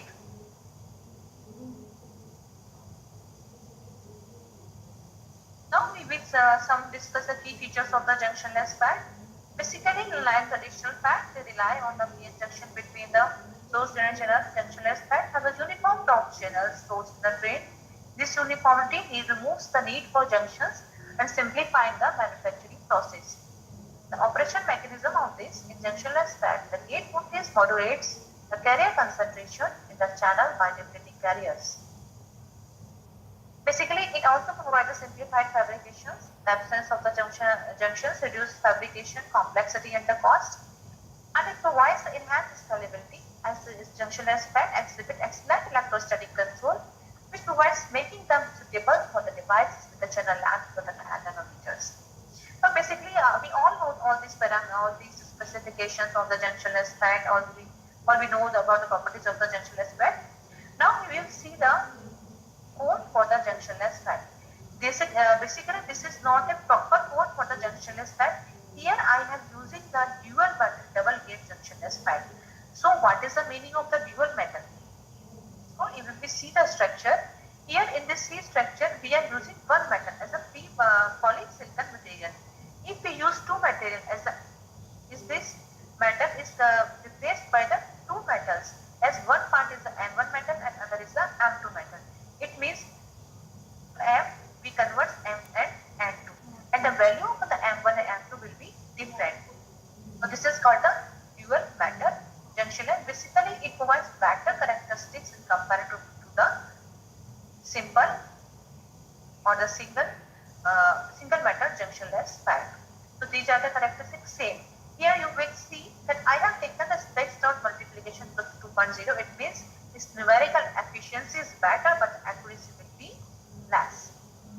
Because here we have used the coarse mesh in comparison to the dense mesh. Here all these are the defined here. So we will see all these are the same meshing, regions, electrodes, doping, contact name, all these are same. But the difference is the gate voltage. As we can see we have taken at gate voltage here, whose work function is a 4.9. It means we have divided this metal into the two metal functions. We have taken one metal functions as a 4.9 and other have the work functions of the 5.2, and other things all are the same. So these are the structures for the double gate junctionless pack.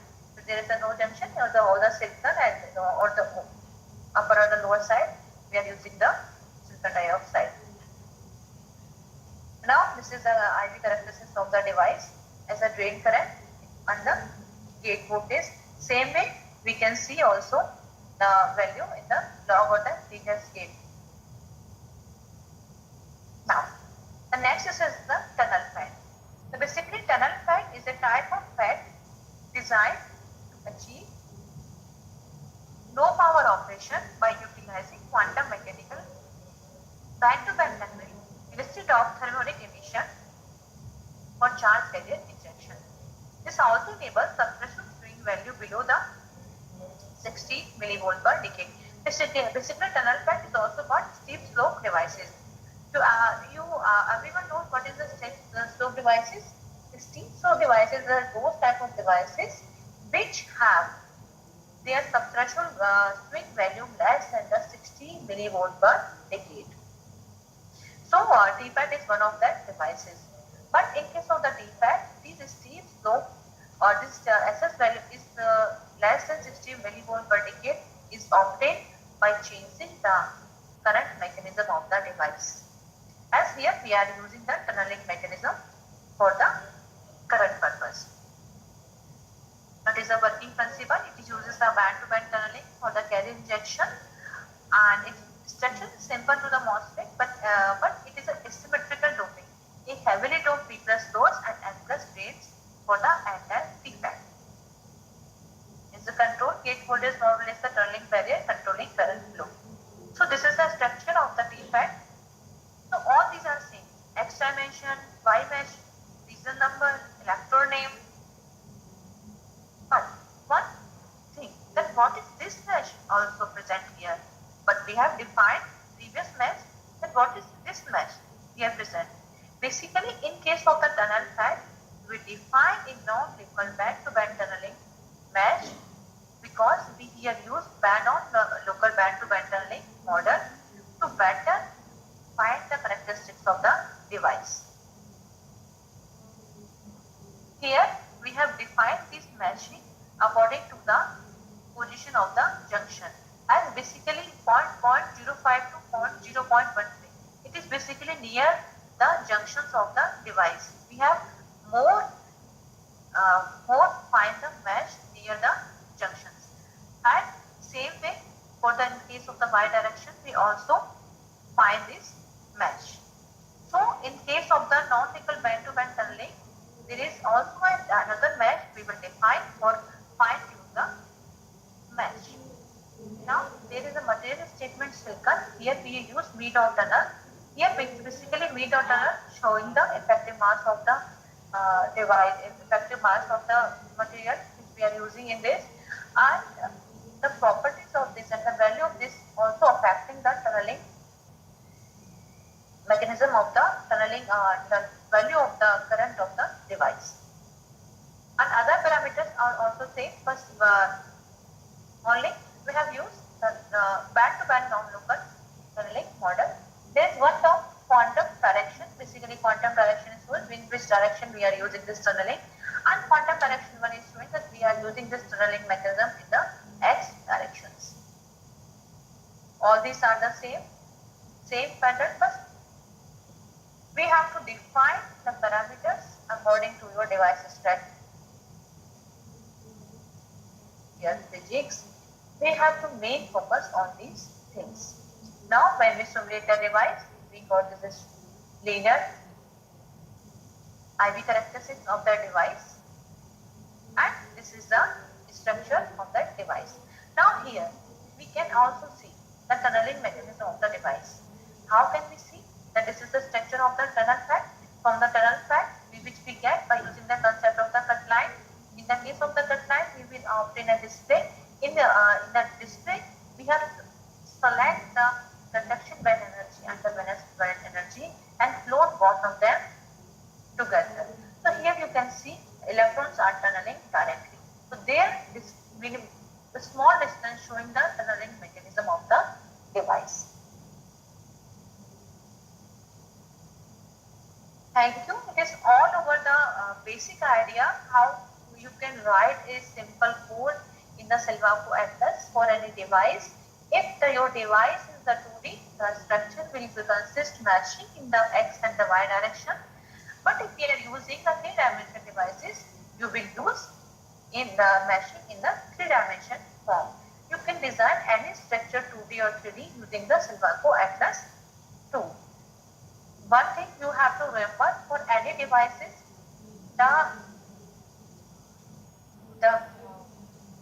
all these things are the same. As first you have to define the structures, and after that you have to define the methods, you have to define the models, you have to define the sort statement. All these things are the same, but the value how you will define the models, it depends upon the device's characteristics. Is it for the ticket? So thank you so much, Dr. Shalini, for this enlightening lecture. I hope all my audience got benefited out of it. If one of you is going to work with this, whatever she has presented, Silvaco and I have shared you how to work with this. So if you are working and you are finding some difficulty, we are here to sort out that particular difficulty. Please feel free to type, and let us proceed for the next session then. Do you have any difficulty so far? If someone is doing the hands-on parallelly based on whatever she has told, you please feel free to type in the chat box. If you do not have any query associated to this, then you may type N in the chat box. Please type N in the chat box if there is no query related to this session.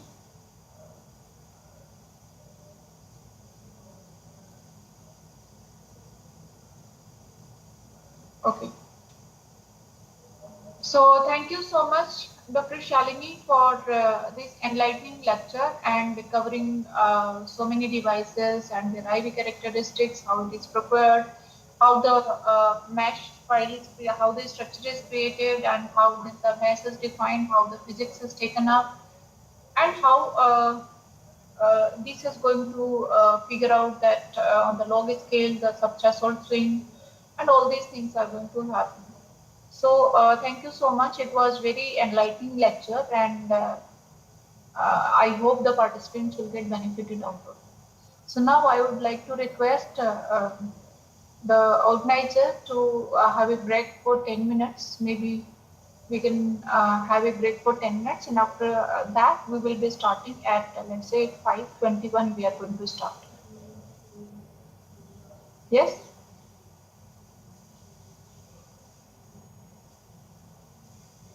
So let's have a break of 10 minutes. Dr. Geeta, can you hear me?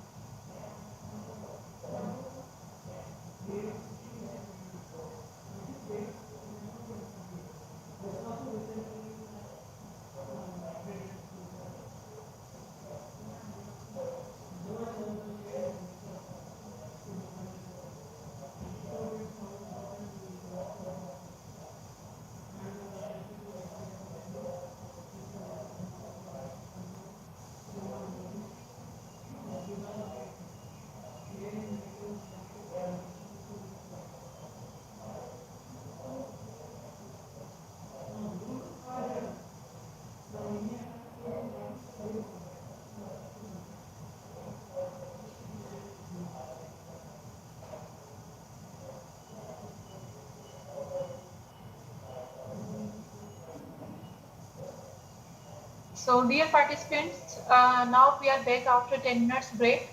So, the next session will be taken by Dr. Basudha Devan. Dr. Basudha Devan has completed her PhD from MNIT Jaipur and recently she is working with Purnima University Jaipur. She has very good experience and supported by publications in tunnel fed biosensors. The previous speaker, Dr. Shalini Chaudhary, was having very good experience on negative capacitance, FAT, and simulation and modeling for various applications. So now let us start. The next speaker is with us. Dr. Basudha, are you ready? Can you hear me, Dr. Basudha? Can you unmute your mic? Yes, ma'am. Good evening. Good evening. So will you present from your end or I have to take from here? Ma'am, you have to present your at your end. Okay. Okay, so let us start the next session. It is related to the tunnel fed based biosensors, how these can be prepared in your device and how the different types of analysis can be done so that you can prepare your paper, research paper, the analysis and other parts. So let us start the presentation.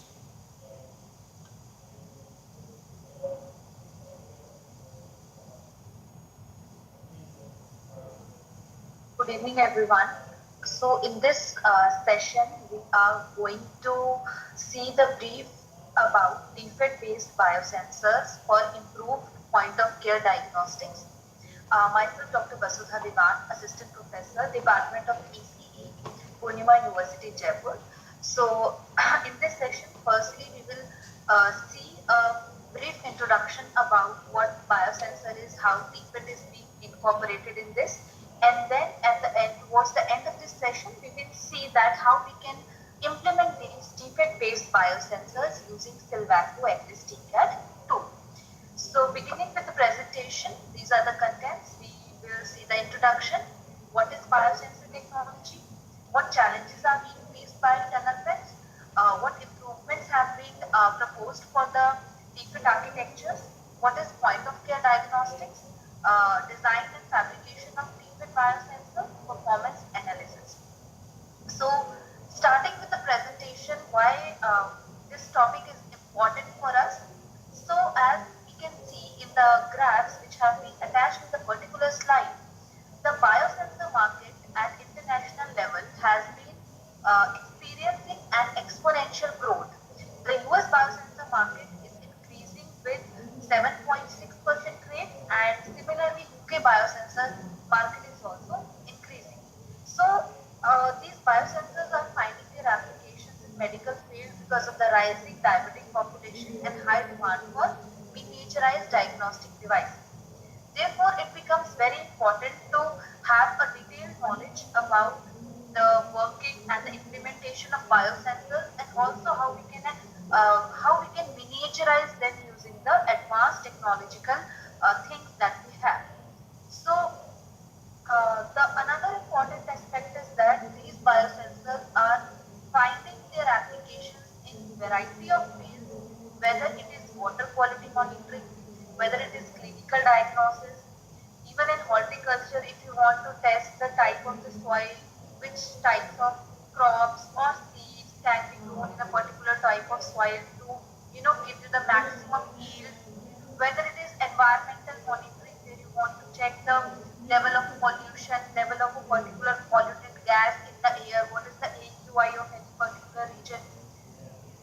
Next is food quality monitoring. Uh, let's say you have a sample of a particular food item and you want to check that what is the level of a particular allergen in that particular food item. Is the specific quantity that is mentioned on the labels, whether it is there or not. So for all these processes, again, biosensors are used in wearable sensors, in agriculture and in manufacturing industry. So overall, we can see that there is no field which is untouched from the application of biosensors. So if we know the basic working of a biosensor, then according to the application in which we we are going to apply it, we can modify the design according to the application, and then we can implement it to get the desired results for any particular application. So, as we all know that in 2020 there was a pandemic, outbreak of a pandemic COVID-19. So, particularly after the breakout of that particular pandemic, the demand and the use of these biosensing devices has greatly increased, because we know that in order to control the morbidity and the mortality rate, we need to detect the disease as early as possible. During COVID-19 also, the government or the doctors suggested to keep a biosensor at home, which was pulse oximeter. So what we were doing is that we were simply inserting our finger into that pulse oximeter, and it was telling what is the level of the oxygen in the blood. So that is again an example of a biosensor which was greatly used after the outbreak of COVID pandemic. So similarly, different kind of diseases need different types of biosensors, and if we integrate these biosensors with nanostructures, then it could be really beneficial for the society, as it will amplify the sensing, and also it could be very cost effective. So we have talked about point of care diagnostics. So what is point of care diagnostics? Point of care diagnostics is nothing but when you are conducting any medical test at your home without visiting the medical facility. That is called point of care diagnostics. Then why it is important? Because all of us have elderly population at our home. There are people who are suffering from the problems like blood pressure or diabetes, or low level of oxygen in their blood. So these people cannot, it is very difficult for them to frequently visit any lab or any hospital or any dispensary. Particularly in the rural areas, the reachability or they are not able to go to these facilities, because first of all, these such kind of facilities are very remotely located from their location. Also, the means of transportation are not that good. So it becomes very difficult for them to, frequently go and visit medical facility to get such basic tests done. So in order to resolve this problem, the point of care diagnostics plays a very important role. Let's say we have any elderly at our home who is suffering from diabetes. So for testing the level of the sugar, we can have a glucometer at home, with the help of which the person can himself or herself monitor his blood sugar levels at the home. If the blood sugar level is fluctuating or it is out of range, then he can always consult a doctor and seek the medical help. But he does not need to travel frequently to get the test done. Similarly, if we have someone who is suffering from blood pressure, so he can have a BP machine at his home, and he can check his blood pressure levels regularly, like in the morning and in the evening. So if there is any variation or any fluctuation, or the reading is not up to the scale, so he can visit a doctor or he can consult the doctor. So these diagnostics play a very crucial role in the early disease detection, management, monitoring, particularly in remote areas. Now, but there are some challenges which are associated with it, like it will have a very limited sensitivity. There is a lack of multiplexing capabilities. The response time is slower, and also there is some dependence on the external power sources. But with the constant modifications, or the constant, improvements that are being done in the particular field of biosensor and in the field of devices, these limitations or these challenges could be very easily incorporated, or they could be easily mitigated. So, to overcome these current limitations, tunnel field effect transistor based biosensors are mostly used because of the several advantages that they offer, like they have a very superior sensitivity, they have ultra low power consumption, they have rapid response time, which makes them ideal for the next generation of point of care diagnostics. So before jumping into the hands-on session or the simulation part, we should have a basic knowledge about what a biosensor is and what are the different aspects that should be considered while we are designing a biosensor. So biosensor is basically a device that measures the biological or chemical reactions by generating the signals proportional to the concentration of an analyte in that particular reaction. So that is how a biosensor will work. Now when we are trying to design a biosensor, there are some things that we should keep in mind. Now what are those things? The basic four things that we should keep in mind are, first of all, the biosensor that we are designing, it should be label free. Now what is the meaning of label free detection? The label free detection means that our biosensor will not be requiring any external agent, any additional reagent, any additional chemical label to complete the detection process. It can, detect the target analyte on its own without requiring any external interference or without requiring any external agent. So that is the very important aspect, because nowadays all the biosensors that we are utilizing or we are seeing, all of them are label free biosensors. The second aspect is high selectivity. Now this again is very important because it will allow to distinguish between the target analyte and the non-specific molecules, so that the possibility of false positive or false negative is greatly reduced. The third aspect is high sensitivity. The biosensor that we are designing, we should aim to design a biosensor with sensitivity as much as possible, so that it is able to trace even the very small amounts of biomolecules, so that we are able to detect the diseases as early as possible, therefore so that we can seek the medical help or the medical advice at a suitable time. And the last aspect is integratability. Now we should not design any biosensor, abruptly, or because it is looking, the design is looking very fancy or it has been not proposed yet. We should also keep in mind that whether it is possible to integrate that design or not. Because in simulation we can simulate anything. I can design any type of gate, P type, Z type, F type gate, but whether that particular simulated design, whether we will be able to fabricate that or not in real life. So that thing we should keep in mind, that whether we will be able to integrate the designed biosensor with already existing technology or not. So next we have the schematic block diagram of a biosensing system. So here we can see that we have four major blocks: analyte, receptor, transducer and signal output.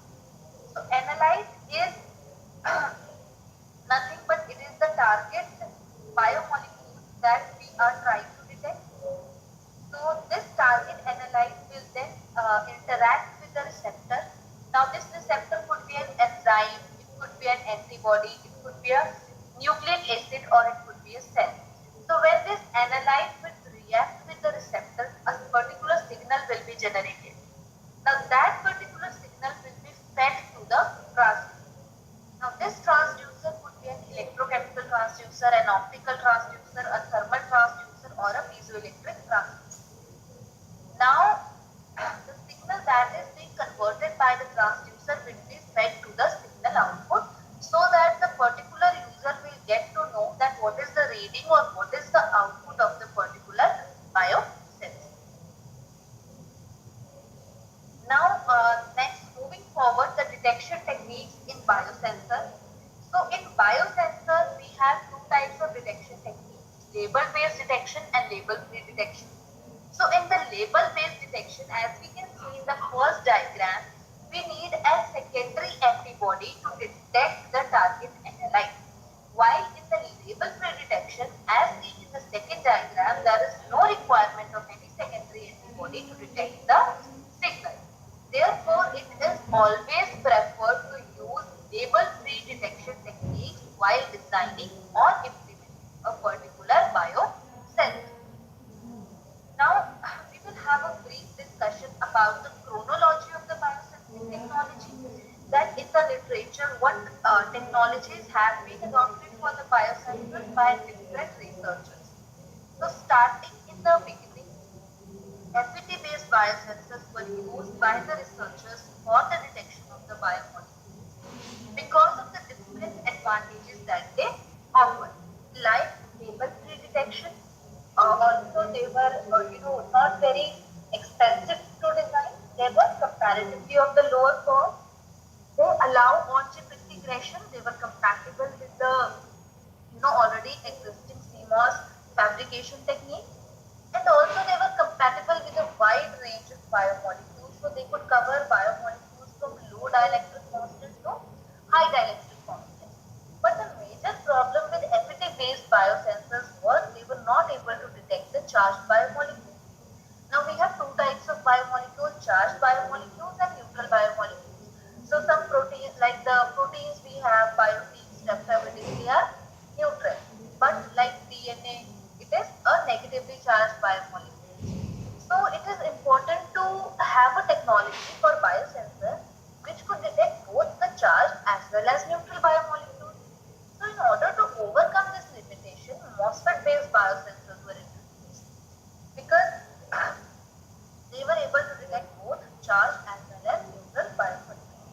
But the problem was that in MOSFET, the subthreshold swing is limited to 60 millivolt per decade at room temperature, which does not allow for low power operations and further scaling. And also the miniaturization was leading to various short channel effects.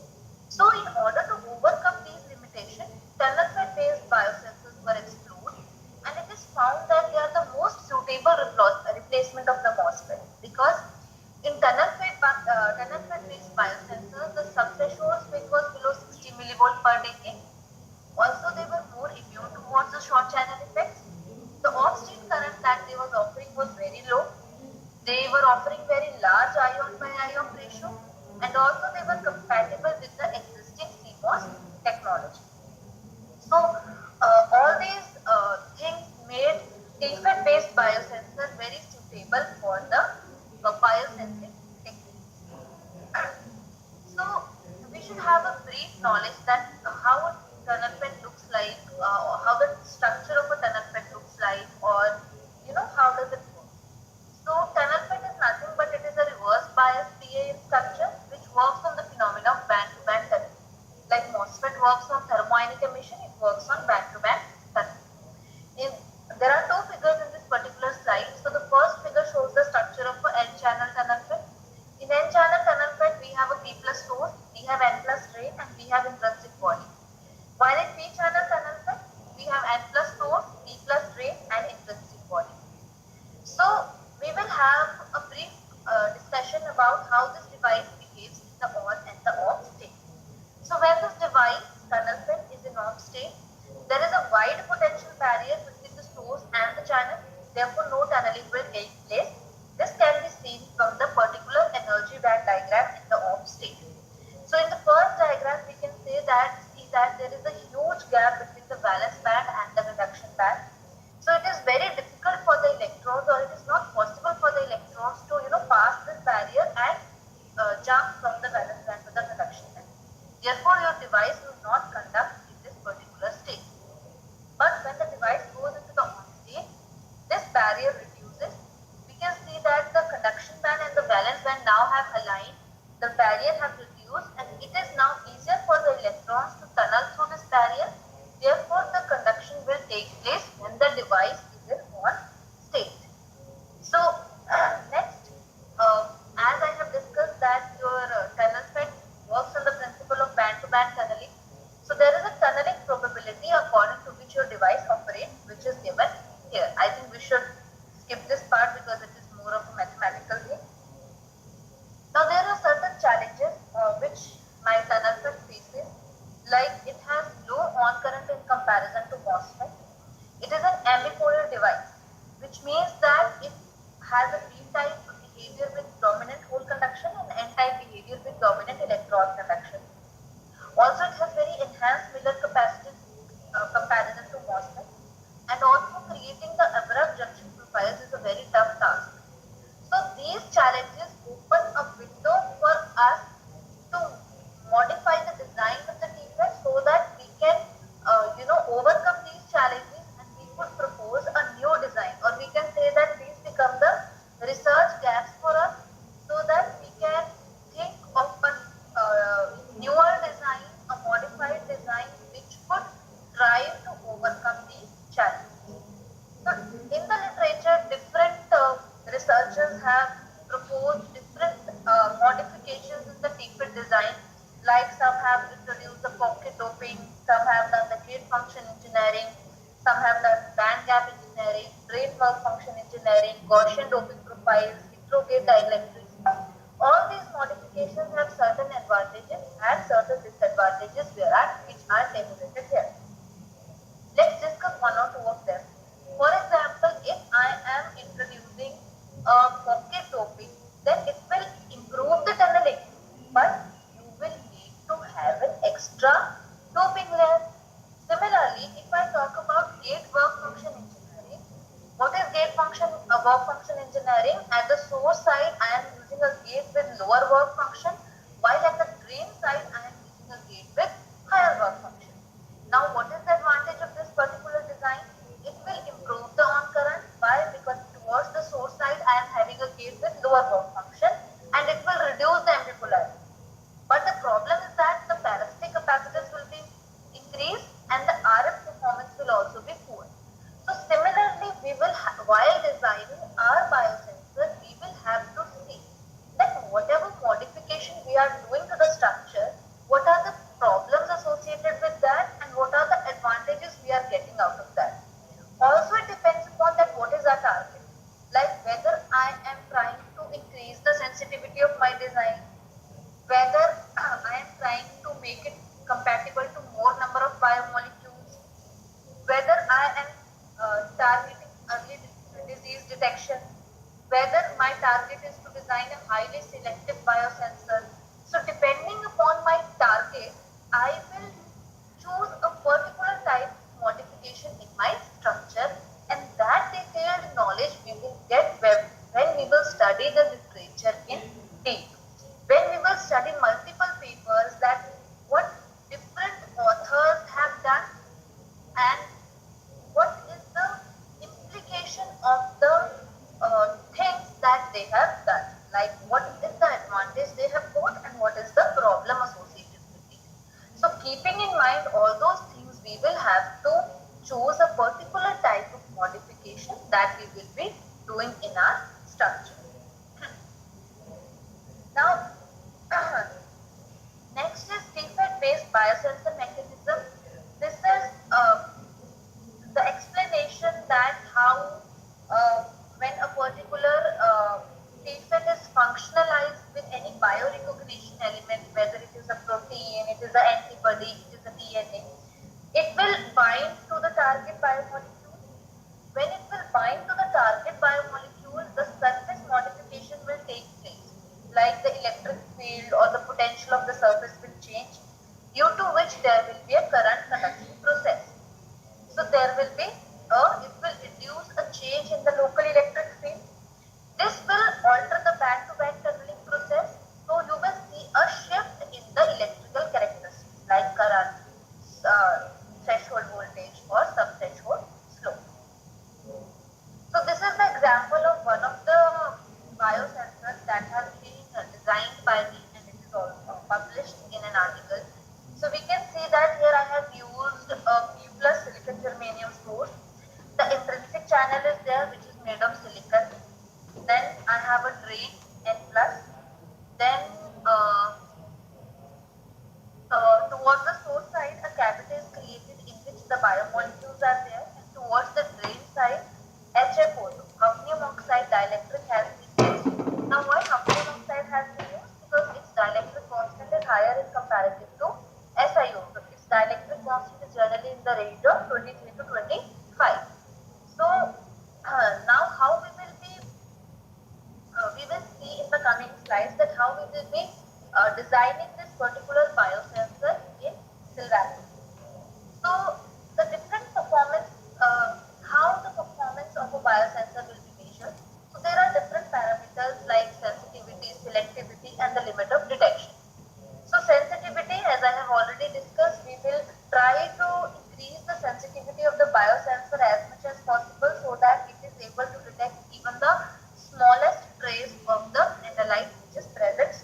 we are able to detect any disease or any target analyte as soon as possible, as early as possible.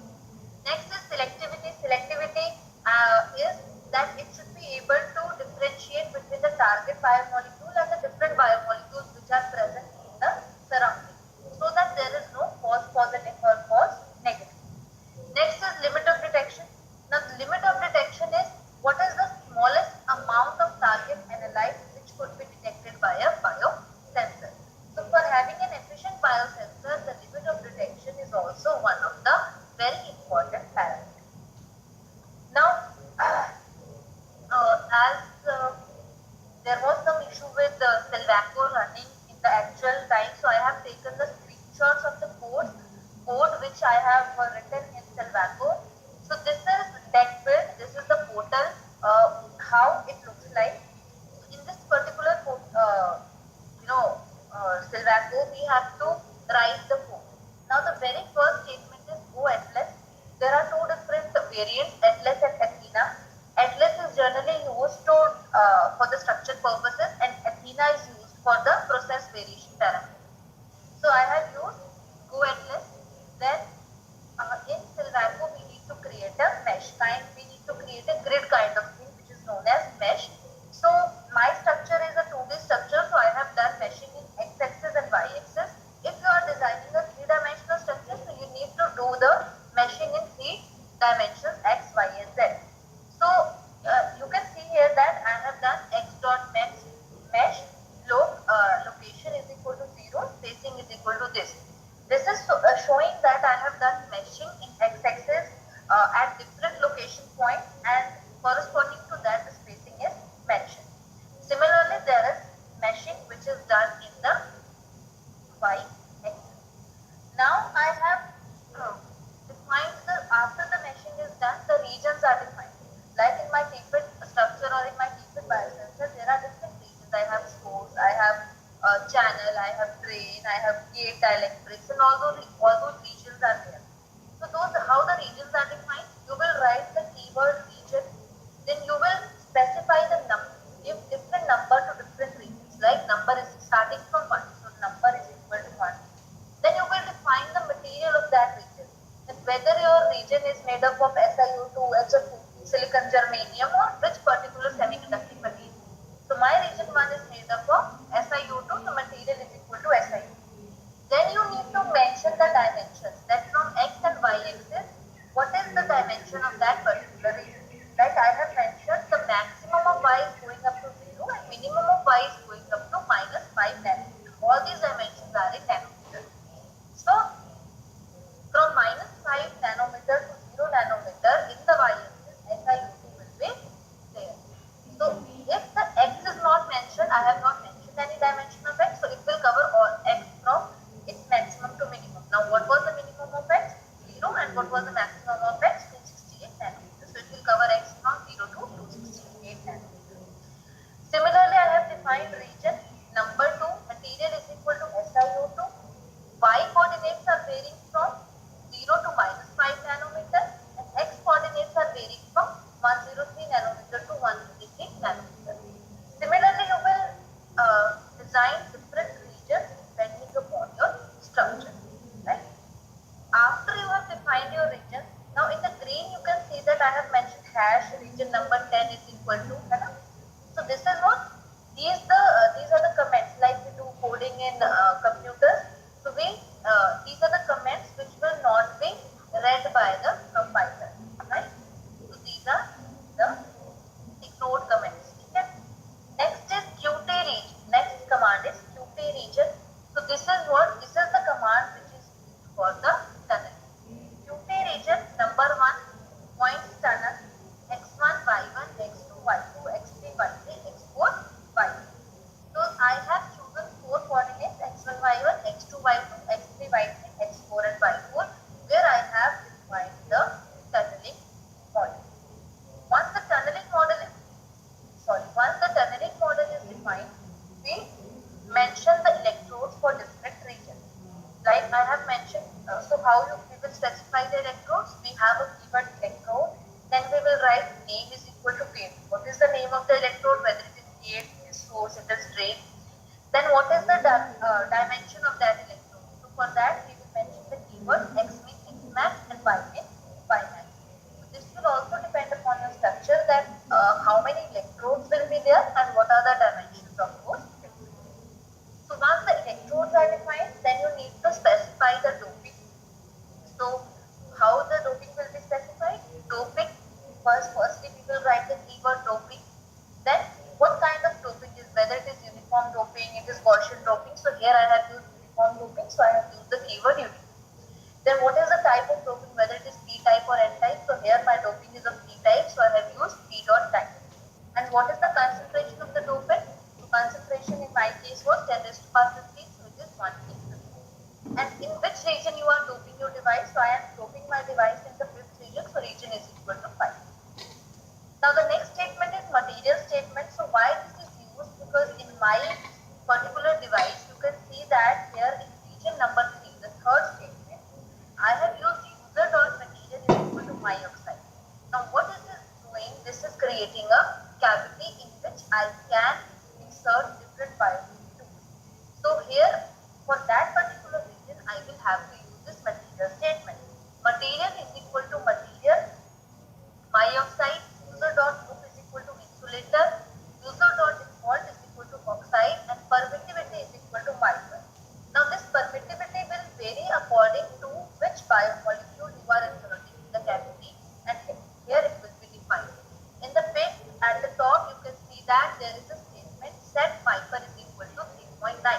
So according to the dielectric constant of different biomolecules, you will set this value.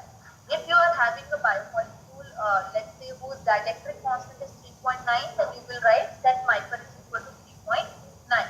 If you have a biomolecule whose dielectric constant is 5, then you will write that micron is equal to 5. If you are having a biomolecule whose dielectric constant is 10, you will write that micron is equal to 10. So this is how this variation will take. Now the next statement is INCERF equal is equal to 0.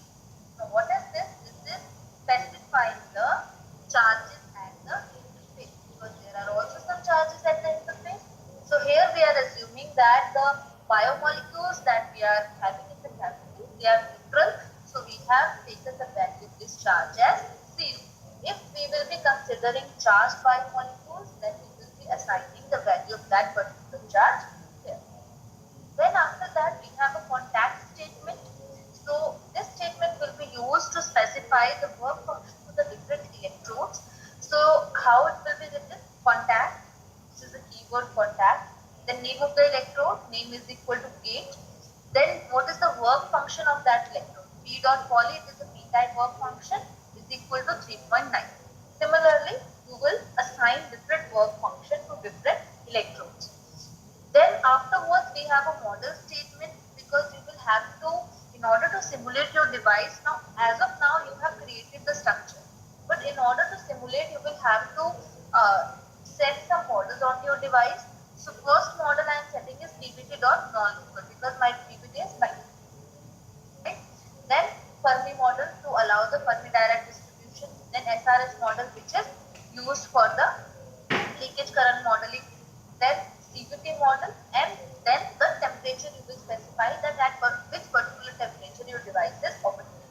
If your device is operating at the room temperature only, then you need not specify anything. But if it is operating, you can also analyze the behavior of the device at different temperatures by varying the temperature here. Like you can set the temperature as 300 Kelvin, 400 Kelvin, 200 Kelvin, and you can analyze that how your particular device is behaving at different temperatures.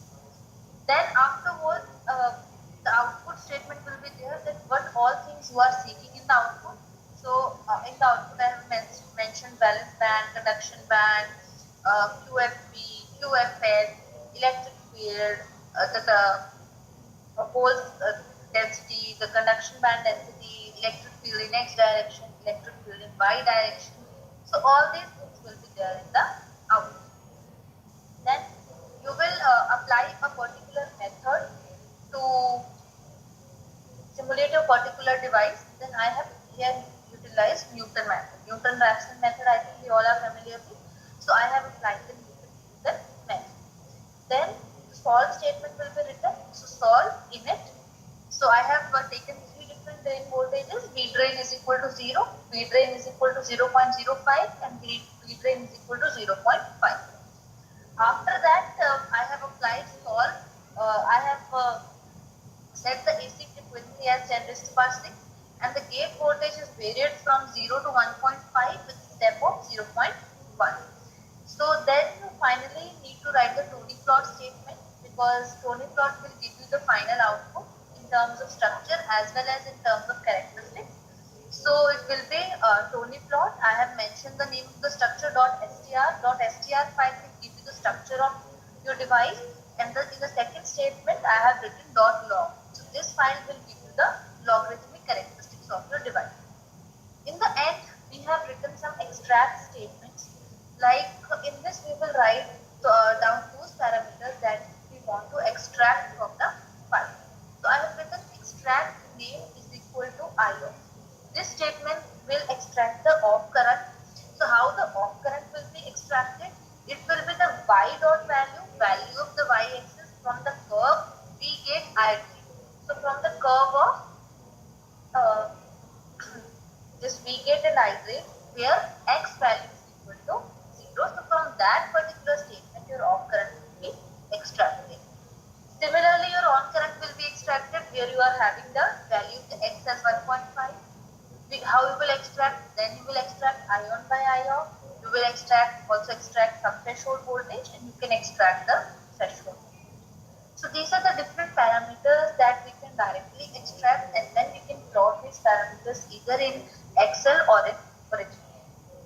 So I have taken a screenshot of the Tony plot which is generated. So once I run this code, this is the .str file which is generated from the Tony plot. So here you can see that different regions are created.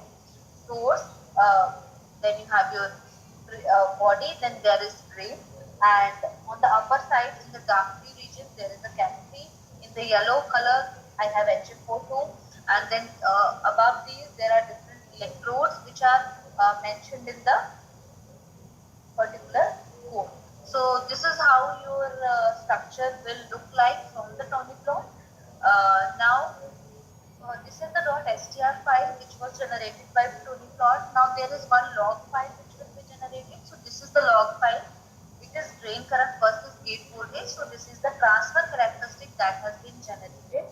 So you can see that initially the value of the drain current is 0 and after 0.6 volt the value of the drain current has started to increase. So this is how your log file will look like. Now we can also extract different values from the str file, like if we want to draw the energy band diagram or if we want to draw the electric field or surface potential, then how we can achieve that. So that could be before that when you will run that particular code. So at the right side of the portal we can see that the values which we have extracted will be mentioned, like I of is there, ion by ion is there, some threshold voltage is there and threshold voltage is also there. So different values will be mentioned here. You can just copy paste these values in your Excel and you can plot these values accordingly. And these are the values which we are getting when the biomolecules which are trapped in the cavity are having the dielectric constant as 3.9. So if we will change the dielectric constant of the biomolecules, these values will again change. So you can have multiple graphs according to the variation in the dielectric constant of the biomolecule. So as I was saying that how we can plot the different characteristics of energy band diagram or electric field or surface potential. So in the str file on the very top you can see that we have options like file, edit, plot, tools and help. So when you will go to the tools, so dialog box will appear which is shown in the bottom, cut line. So in that you can choose the second one which is a horizontal cut line and you can draw a line which I have drawn here. It is shown in the light gray color. So when I will draw a horizontal cut line near the surface and the device like interface, different a graph will be generated, which is shown here in the right side. So this particular graph here right now is showing absolute net doping. Like what is the absolute net doping in different regions? So in my case, I have doped only the middle region, the channel region with 10 raised to power 15, as we have already seen in the code. So it is showing that in the channel region, absolute net doping is 10 raised to power 15 per centimeter cube, while in the source as well as in the drain region, the absolute net doping is 0, because I have simulated a doping less treatment. So I have used work functions platinum and hafnium to generate the source and drain region. So this is how it is depicting the absolute net doping in different regions. Now similarly you can have other parameters also, how we can neglect those. If you right click on the second graph, which is of absolute net doping, you will there will be a dialog box opening where you will see different parameters like absolute net doping, acceptor concentration, composition X, composition Y, conduction current density, displacement current density, and if you scroll this particular thing down, you will see conduction band energy, valence band energy, electric field, surface potential. So all the parameters, all the characteristics which are associated with your device will be there. So you can choose any, like if I right now it is on absolute net doping. Now if instead of absolute net doping I click on electric field, so it can give me the plot of electric field characteristic. If I click on surface potential, so it will give me the plot of surface potential. So this is how you can get different plots from this particular str file. So you have two files to operate on. One is the logarithmic file that will give you the transfer characteristics or the output characteristics of the device, and secondly you have your str file. That particular str file can be used to see the structure that you have created, that you have simulated, and also it can be used to extract the different characteristics like electric field, potential, absolute net doping, conduction band energy, valence band energy, and all the others which are available. So that is how we proceed on Silvaco to simulate different structures, to extract the values of the important parameters, whether they are DC parameters. I have, as of now, I have talked about only DC parameters like on current, off current, threshold voltage, sub-threshold, swing. We can also have a discussion about the AC parameters, right? But in biosensing, we don't need them, so I have limited myself to the DC parameters only.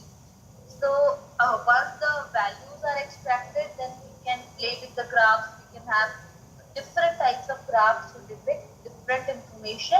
We can incorporate those graphs in our research papers, and we can provide a nice explanation about them, and we can proceed likewise. So concluding this presentation, I just want to say that DFID-based biosensors, they offer superior sensitivity, ultra-low power consumption, and better scalability as compared to conventional MOSFET-based biosensors. The steep subthreshold slope, less than 60 millivolt per decade, enables the detection of biomolecules at ultra-low concentrations, making tunnel FET ideal for point-of-care diagnostics. If we integrate them with nanomaterials and microfluid systems, it will further improve the sensitivity, selectivity, and real-time monitoring. And future research should focus on optimizing the DFID architectures so that we could develop low-cost, high-performance biosensing platforms. And this DFID technology holds a great promise for next-generation biosensors in medical diagnostics, environmental monitoring, and biomedical research. So that was all from my side. Thank you very much.